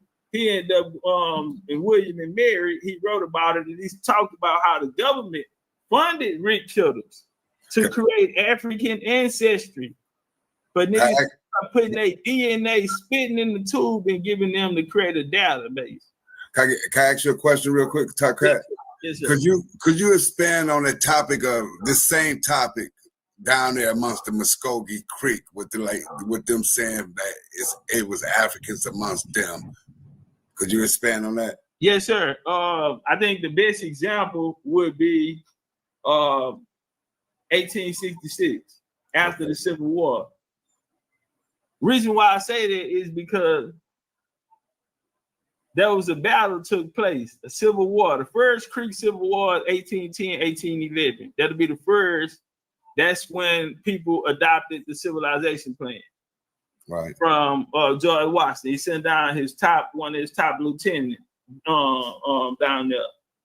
He married a red stick lady named Lavina Downs. Now, through that connection right there, you have your first. As we see them fight on, and Cherokees fight on side of Andrew Jackson and their party as they come into Georgia and Florida, Jacksonville area. Now, and after the Civil War, during the Civil War, the Confederate, Albert Pike is gonna take the okay, so under the Treaty of Hopewell, we gotta go back to the 1780, Treaty of Hopewell. Okay. The Creek, the Cherokee, and the Choctaw signed up to be under the jurisdiction of the United States. Now, in 1860s, Albert Pike is going to take them out of the jurisdiction of the United States, get money that was owed to them for lands, and he's going to bring them into the Confederates. That's how they make it to the Confederates. Who signed it from the Creek side? Where you had William McIntosh, who signed the Treaty of Dancing Rabbit, which was to cede over 3 million acres, but they ended up getting it back. They unalived him for that. Well, Chili McIntosh's older boy went on the run. So once they make it to Oklahoma, you have Chili McIntosh and Daniel McIntosh. They're going to sign with Albert Pike, and they're going to forge the names of the other Muskogee Creek chiefs, such as Obadiah Hoyer. Obadiah Hoyer will lead a band, so they will be rushed. The Confederates are going to plan an attack on what they call the traditional Indians in Oklahoma, which would be us. They're going to plan the attack, and with a ragtag army, we defeated them. The people left. Abraham Lincoln had just created something for people who call contraband, because in the United States, Indian not taxed, or Indians outside the jurisdiction of the United States, they didn't have a label for you, a title, a status for you, so they called them contraband. Well, he's going to move to something called the United States. He's going to create the United States Colored Troops, USCTs in Kansas. If you look it up, it's called the Trail of Blood on Ice, where the Creek Indians, Cherokee, Choctaw, they're going to go to Kansas and fight in the 1st and 2nd Infantry of the USCTs, and they're going to defeat the last Confederate general, which is Stan Wadey, who was a part of the Treaty Party back the Treaty of Chota back in Georgia, of Major Riggs. This is going to be his family member. Major Riggs was unalive, Buck Wadey, yeah, and John. Now, the only one got away was Stan Wadey. Stan Wadey will be the last general captured, and that's going to end the Civil War. Now they come back to the table. Now they created the 14th Amendment to bring them into citizenship if you would denounce your tribe. Now, for those who stayed in their tribe, they created something called the 1866 Treaty. In that treaty, on the 2nd, you have Article 2 and Article 4. Article 2, they speak about Africans who have no interest in the land. Not until 1870 will Africans even have the ability to do that. This is 1866. Now they're going to come back March 22nd, 1870. March 22nd, 1870, and they're going to create another treaty with them, which states the same. In Article 4, it says the freedmen. The freedmen got 100, and we speaking about Creek, they got 160 acres in Indian territory. They didn't have this is no Native Americans and nobody. This is yours, because the Native American wasn't there. That's why none of their names are on the list. So this is what we can prove. That March 22nd, 1870, they make a new treaty saying the same thing.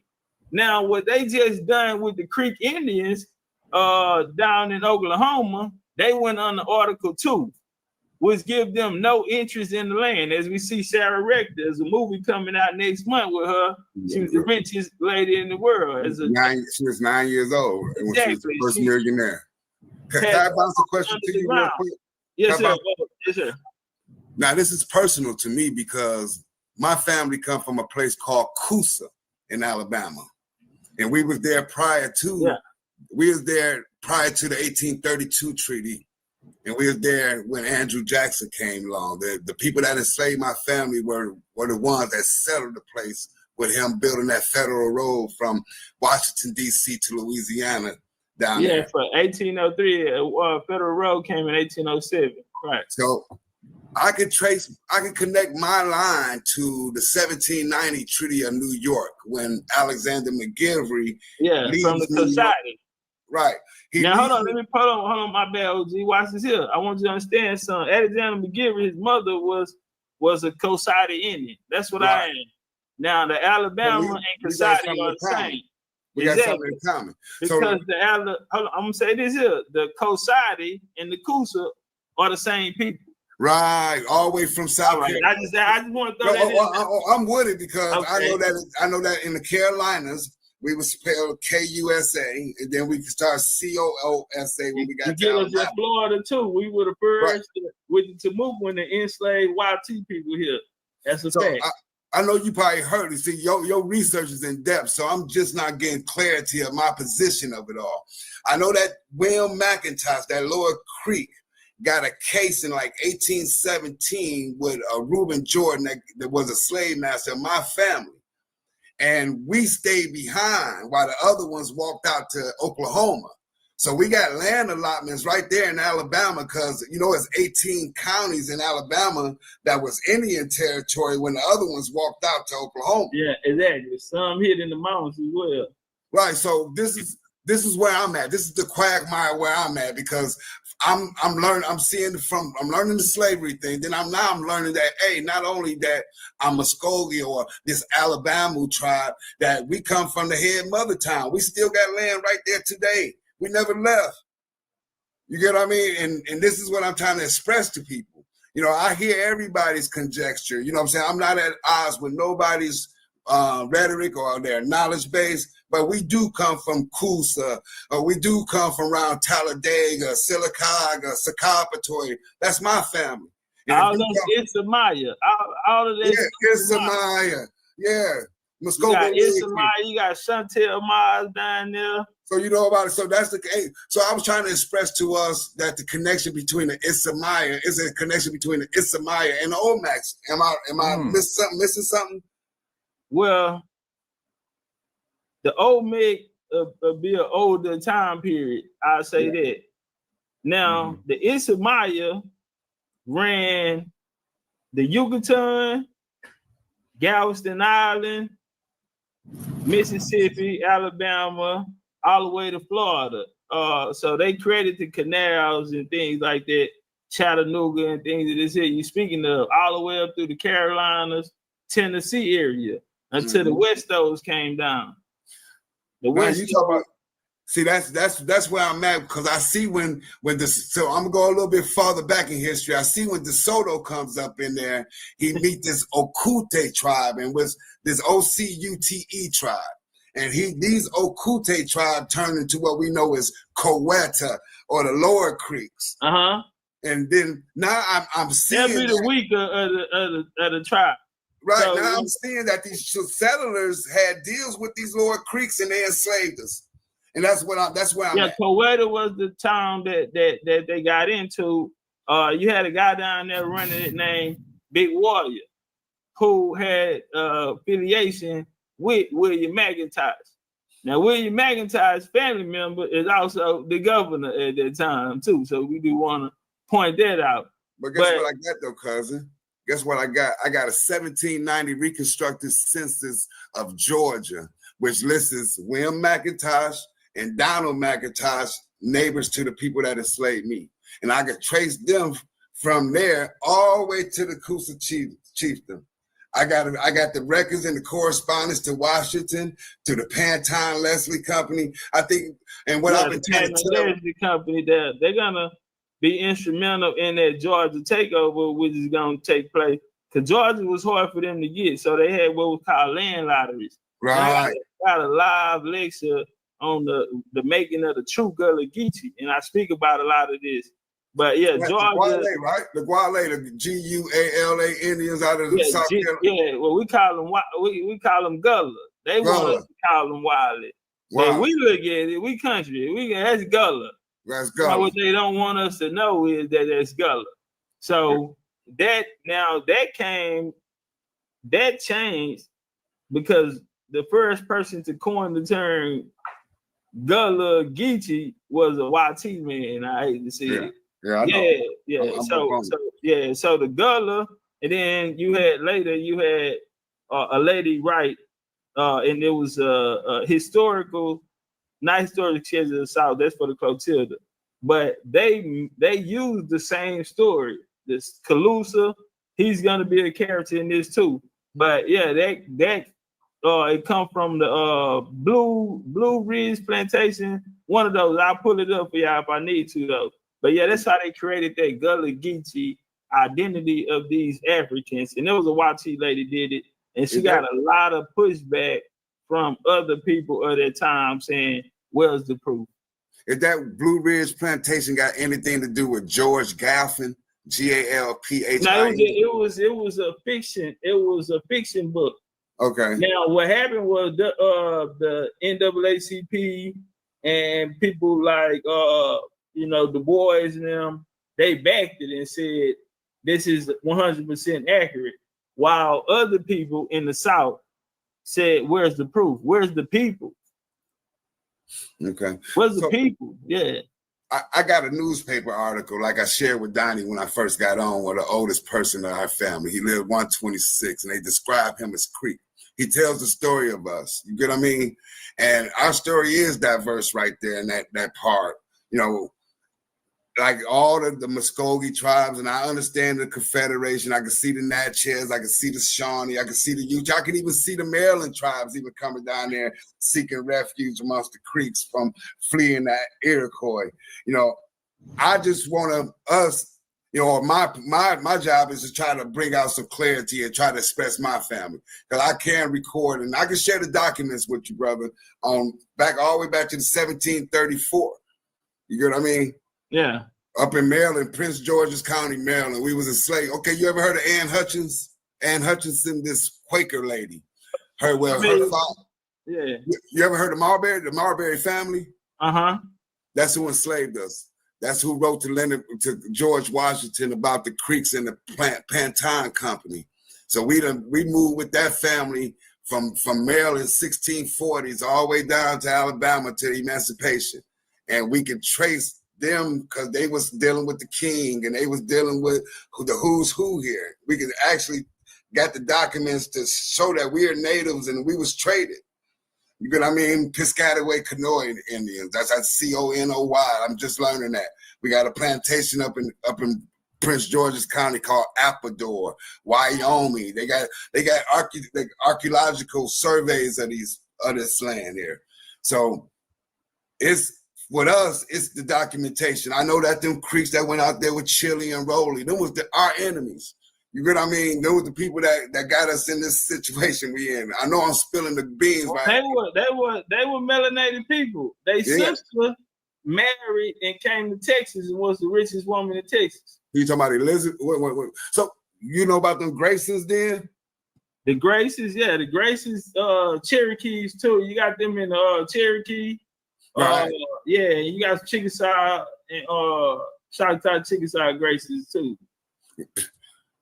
And most of them kind of banded together once they got the Indian territory too. Hey, OG, if it's okay if I show Brother Hannibal something. Bring it on. Okay. So right here, this what you talking about, huh? Yes, sir. Okay, all right. And these are the tribes. Y'all break that down for us regular people. All right, if we do that, I had to go to the beginning. So I think that's my father. Let's begin. I'm gonna drop some knowledge on that map you just showed. The Gullah Geechee. Yeah.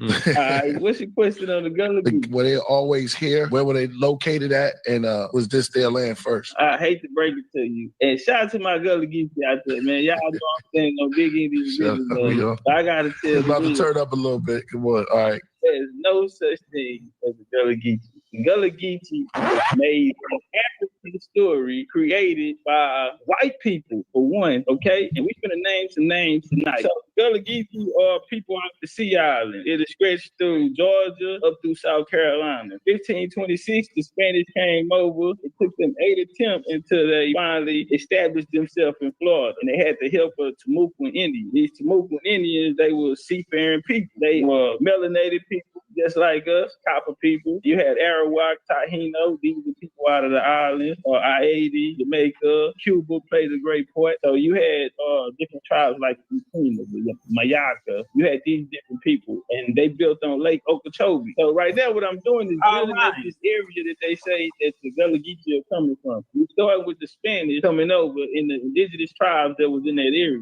So Jacksonville, 1563, you would get Fort Caroline. The French would show up with Rabat. So they'll leave their settlement to be dismantled by 65. On the Spanish 8th attempt, they will finally establish San Marcos, which would be built under Indian slavery of the Timucuan Indians. Like I said, these people built the shell mounds. They weren't necessarily agriculture. They built on the sea. They also were stock of Mayans. You had Chippers Mayans out of Guatemala. You had Itza Maya, the Chantal Mayans. So back then, Florida, it was much closer back then because some of that land is underwater right now. So you had the whole Gulf right there. Well, all the way up the Sea Islands, you had a big nation there called the Esquimalt tribe. This nation fought off the Spanish settlers. But where they ended up settling there, and they'll rival those in the Sea Islands of South Carolina, where it's all going to start. So the British is going to come in May 14, 1607. Jamestown, Virginia is named after King James of the Bible, which is a black man. 1603 united the crown and ruled Scotland, Ireland, and England. Now, these are black people. This is the Stuart family. They're going to come from the Tudor family, which is Queen Elizabeth I. After she passed away, her cousin James, King James, took the crown. They'll settle in Virginia. The charters in the 13 colonies will be passed out by people that look like us. So you had Charles I, who will go through the English Civil Wars and die. Oliver Cromwell and the Protestants who killed him. His son, Charles II, who Charleston, South Carolina, is named after, which is very important because this is what these Gullah Geechee people are going to be said to populate. So Charleston, South Carolina in 1670, the fort will be created and is named after King Charles, the Black Boy King. After he will come back to the throne, they get New York and the Dutch, which was Dutch West Indies, 1621. And 1626 with Peter Manute, that's when ODB, rest in peace, his family sold Manhattan to these people. So it'll be Peter Manute. So they end up going to war. Domestic Indian slave trade would start up in that area, up in New York. And it would travel down into the Great Lakes. In 1620, to get to Virginia, you'll have a major fight there in Virginia. So what's going to happen is the 13 colonies is going to expand into the southeast. They're going to want to expand it to the southeast. 1703, you get the Queen Anne War. Now they're fighting for Port Royal, South Carolina, and they're trying to get the port. This is all commercial business. I want y'all to keep that in mind too. They're only fighting for the ports that are operating international trade. Very important we keep that in mind. So these nations down there, you're going to have an Indian, a domestic slave trade. And people will show up in the late 1600s called the Goose Creek Men. They were allied with a people called the Yamasee. The Yamasee would become slave raiders. They would raid territory. It was by deer skin. So they would raid rival tribes or smaller tribes. Now, I do want to throw this out there not to make the Yamasee look bad because it was a point that the tribes that was coming out of Georgia, tribes coming out of Florida, they were at a point kidnapping people out of this area and bringing the Yamasee in the slaves. So now the tides have turned once the British got there for us. This population that's going to be down there in the Sea Islands is going to grow out of this. Tuscarora War, 1711, 1713, 1715, you get the Yamasee War, and 1739, you get the Stono Rebellion, which they say happened by an African named Jeremy, and he kidnapped and ran away, all bullshit. All of the maps, there's a nation called Stono that actually traded in that area of Charleston. All the way through the 1600s and the 1680s, they went to war with them for their territory. They were like a thorn in their side. In 1740, they passed the Negro Act, which put them in the servitude and put laws on these individuals for this ride that the Indians caused in 1739. So we're going to get to 1754 is the French and Indian War, 1763. The French will lose all of their trade port to the British. In 1733, James Oglethorpe will come over, who was a defender of the Stuart family, the Jacobites, and found in Darien County Miami, Georgia, and then they'll get Savannah. This will give them an opportunity to attack Florida now. Very important, walking it down. Long story short, the Indians that migrate down into Florida and Georgia area, they'll be attacked by Andrew Jackson. They wanted this area down there because they were moving from deer skin. It went from beaver pelt to deer skin, and now it's moving to agriculture. So we get down here, this population of Indians are moving downward into the south, getting away from this encroachment or these Indian raiders. And so they're going to make a confederation together to come together. In 1803, you get the Louisiana Purchase. 1807, you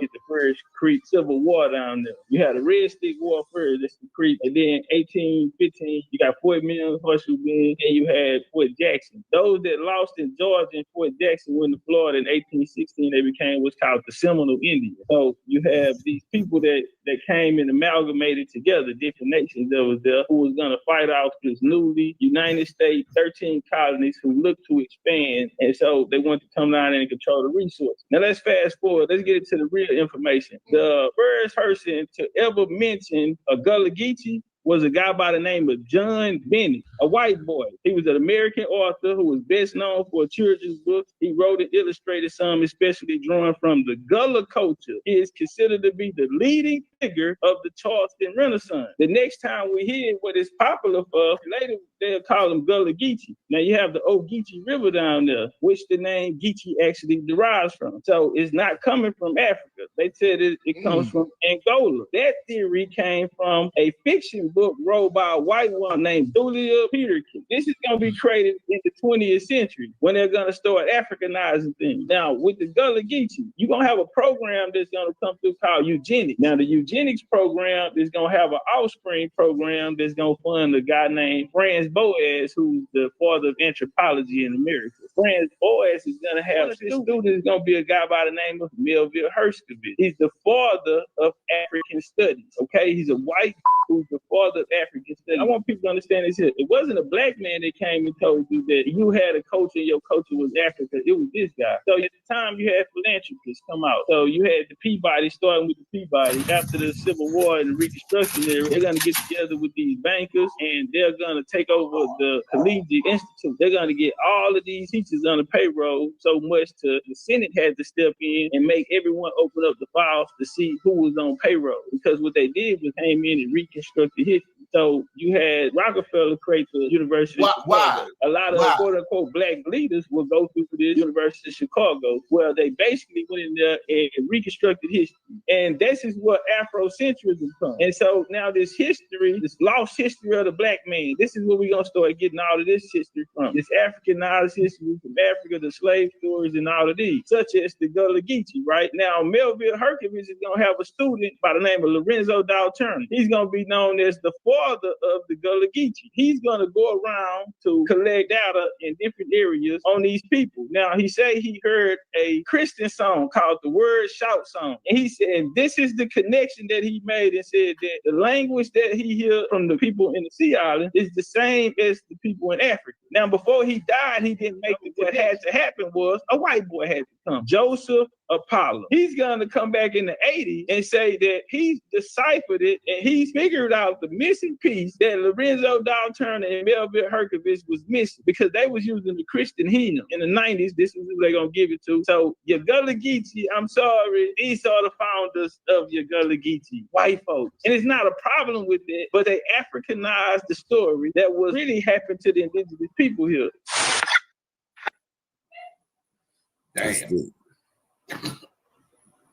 Damn. Like the channel, like and subscribe, do share. Planet Wells. Yes. Is your mind blown, Planet? Can you hear me? Yeah.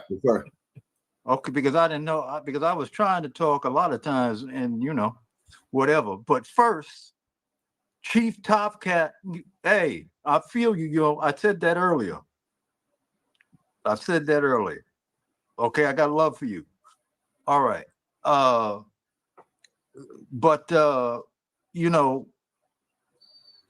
the complexity of our story is so complex and has so many different avenues.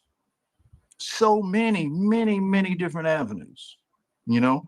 So we have to have our love and our patience for all of us. Yeah. And but this is quality information, and it's information that I feel in my spirit as well. And as always, I got love for everybody that tunes in to the Danny Glover Show. All of them. So Big Chief, why did they want to do this historical move? What, I mean, was it planned? Did they sit at a table, or they saw somebody doing it and say, well, let's run with it this way? I mean, what do you deduct? Every treaty was signed by a Mason. Every single treaty. If we start with the Treaty of Fort Pitt, if we go into the Treaty of Easton, which is going to create the Sons of Tammany, which is going to end up in the Order of Red Men, what Gunnar Beck was speaking about the other day, and the Order of Pocahontas. Well, on our side, you're going to have the Masons and the Eastern Stars, which was created at the same time as the Order of Pocahontas. Why did they do it? Well, it was people that looked like us. Now, they wanted our resources, especially those in the southeast. As I said, they moved from beaver pelts, which would have been from the Iroquois migrating to the Great Lakes, coming back. That's the beaver pelt area. Once they get down to Virginia, in Carolina, those areas, it's the deer skin. But when they turn their focus down to the richest place in America, which would be the southeast, the deep south, it was agriculture. And so we feeding the world. This is where all the mounds are. These are ancient people, and they even use their military. That the military force of the Southeastern troops, after they created the Buffalo Soldiers, Seminole Scouts, the military will adopt it. They even brought out an article and made a statue at the military school. The name escaped me right now. But yes, they created. They even got their military fighting style from us, and they used the Buffalo Soldiers to go all around the world to basically colonize it. As we see with, from World War I, World War II, the Filipino War, the Spanish-American War, 1898. We went to war 25 years with the Native Americans. The Battle of What's-Called Creek, that would have been the last one. We saved them from starving. Every Native American has been put on a plantation after defeat by the Buffalo Soldiers, who were American Indians that came out of that southeastern region, who were our ancestors. Most of us is coming out of the country boy down here.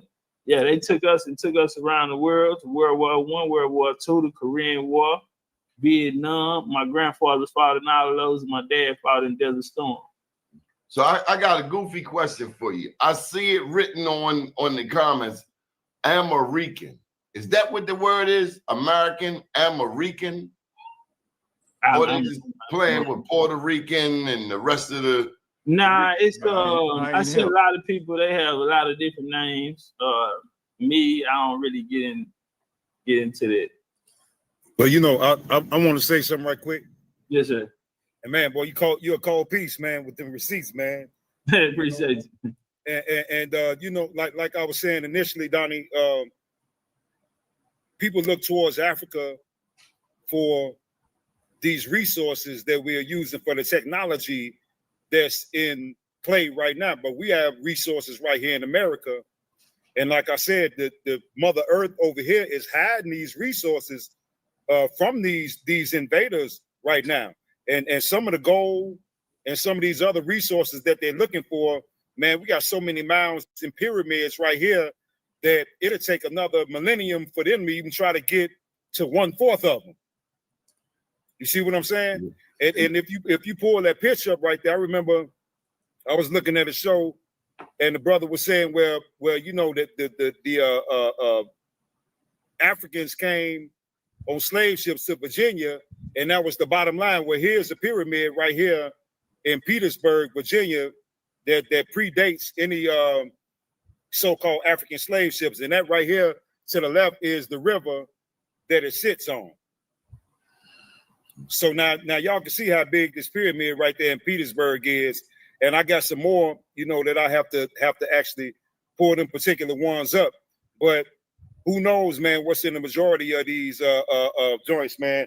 And I pulled up, like I said, man, I'm not a Moor, anything, but I respect Noble Drew Ali, and he said in one of his oral statements that I was getting while Cat was talking, and he said that that we were living up and down the Mississippi River before the European man came here.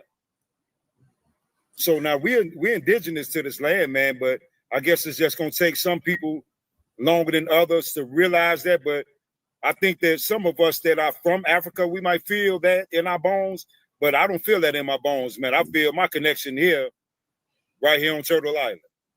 And one more thing before I go, brother. Mm-hmm. I don't know if you aware that I came up with a concept called the Million Matriarch March. So now just imagine, man, if we can get 1 million of the matriarchs to go on top of one of these and chant the right frequencies, man, what we can do. You agree with me on that, Elder Wells? I do. And one of the biggest mistakes is limiting the burial mounds to just burial mounds. Those were also sites for ceremony. Indeed. Okay, to connect with that thread, okay, to the Great Spirit, to do the magic. Okay. Now, the invaders, whether they be black or white, did not have in their heart or their mind the ability to embrace that frequency. Okay. They're actually the polar opposites of that frequency. Right. So in terms of the vast amount of information, okay, Topcatz has done a fabulous job of weaving through the bullshit, how deep this shit is. You know what I'm saying? Got that right. Most homies is looking at the native thing like from Bonanza, yo. That's the real deal, though. Or Hollywood, or Cecil B. DeMille. But it's complex. That's why we must have a great compassion for our people, because it's that deep. On that note, Big Brother Horace, I want you to go ahead and get those libations in. Okay.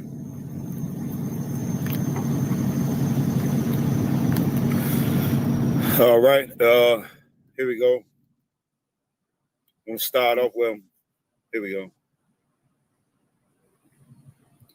Start off with the Honorable Prophet Noble Drew Ali, the great Queen Neitha of Chicago, Illinois, who defeated 5 armies of invading Europeans that have been wiped from the pages of history because of that.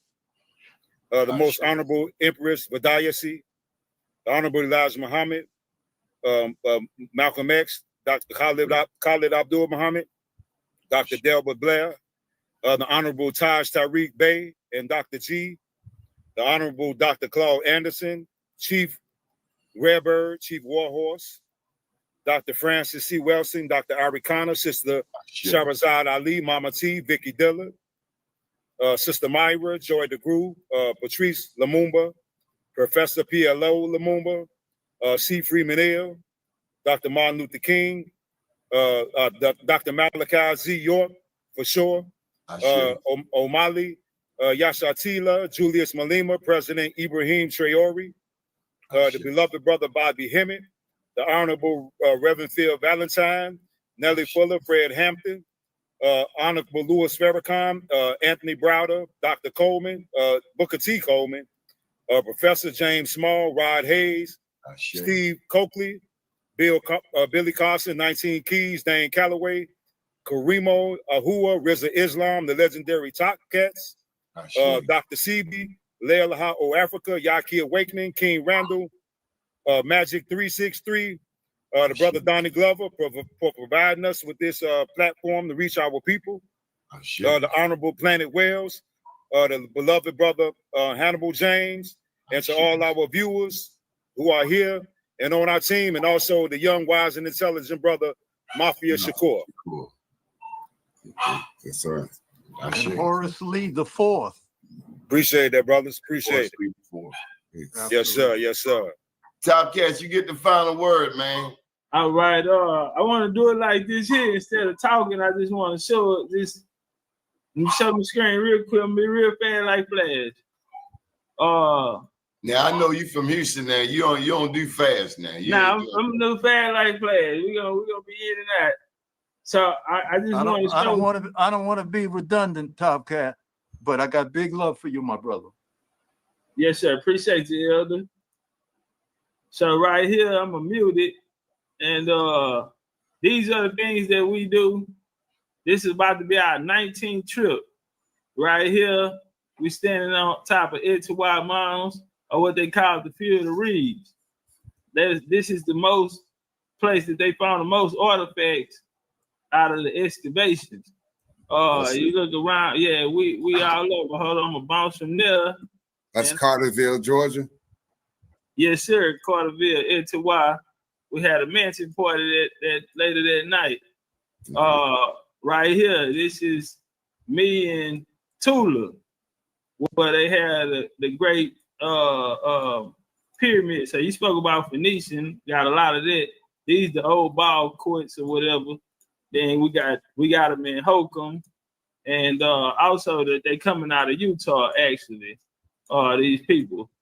So here go the trade. If you see the trade routes right here, they go Houston, Cancun, Florida, and you see these routes from the Yucatan. Exactly. Yeah. That's why I spoke about the Ismaiah, like me and Brother Hannibal was just building on earlier. So that's a connection. Here go my last one. Boom, boom, boom, boom, boom. Wait, where I'm at. Okay, right here. What I do is, so I can really go through a few, but this is the Mayan goddess, Ishel, where they talk about the Black Madonna. Well, we actually go to these places, we find out that these people look like us. Not only here go a young lady right here, Mayan, giving offering with braids in her hair, and I want people to see the sign. The sign say pre-Hispanic. Right. Pre-Hispanic Mayans. Where's that at, bro?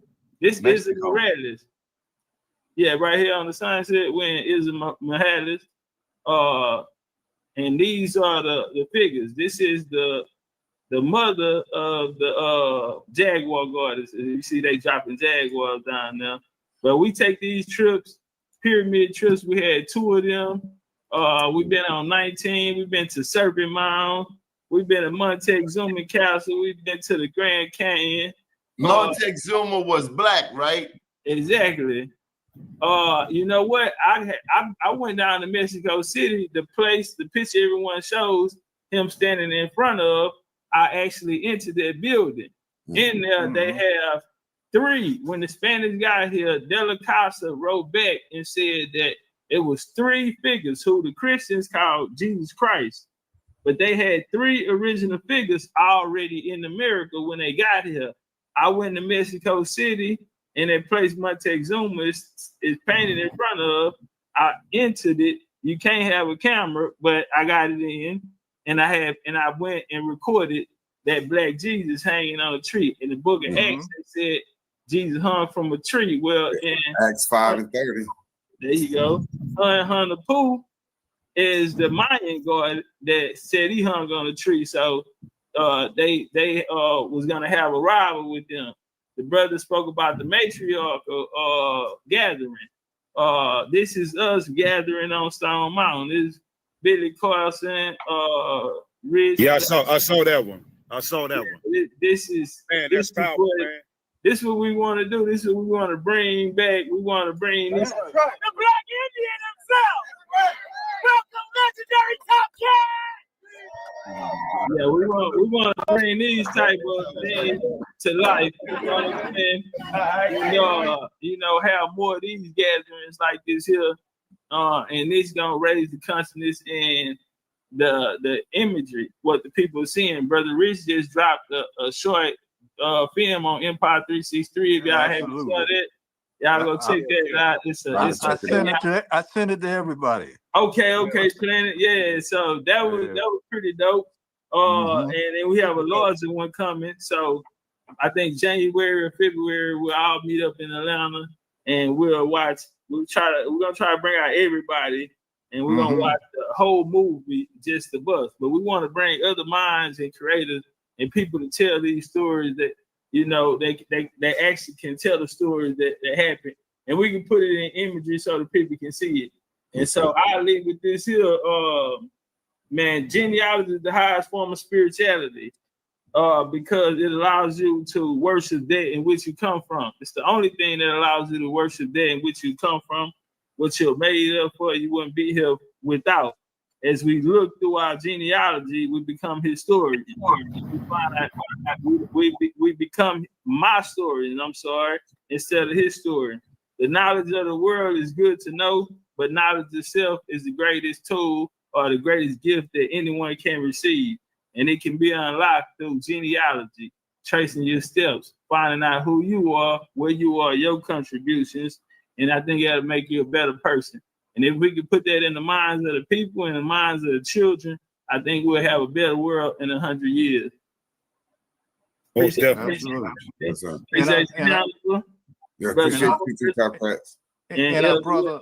our brother William Jones, who put that out in the previous episode, where he was talking about the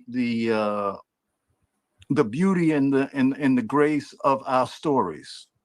So I want to shout out to that brother for sure. For sure. All right, those down there, I gotta get out of here. They waiting on me. All right. Peace and blessings. Appreciate y'all allowing me. All right, Topcatz. All right, OGs. Thank you, everyone. Like and subscribe. Good evening, world. Thank you. Peace, brother. Sorry.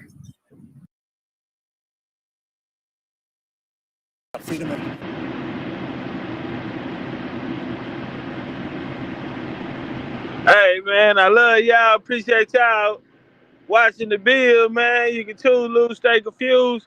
Hey, go get your tickets, man. It's pinned up at the top. Shout out to the homie Joe 47 representing that Texas Triangle, man. PA, land of the motherfucking trio, you dig? Appreciate that love, famo. Appreciate everybody that watched. Appreciate y'all energy. I would appreciate if y'all like and share this. You feel me? I think this was a classic. You know what I'm saying? Shout out to the brothers on the panel. Shout out to the people in the chat. Y'all know my game, man, is to put the power in the people. I'm with the people. I'm front line. I'm going first. I'm the big chief, but I'm running point. I'm the first man in, goddamn it, and I'm gonna put my sword in something behind this Indian shit. I love y'all, man. As long as we got each other, we don't need no motherfucking body else, nigga. The biggest, the baddest. BCU. Hey, get your fade tickets. They pinned at the top, man. I love y'all, man. I'll update y'all. Give me a little time, man. We gonna work. We gone.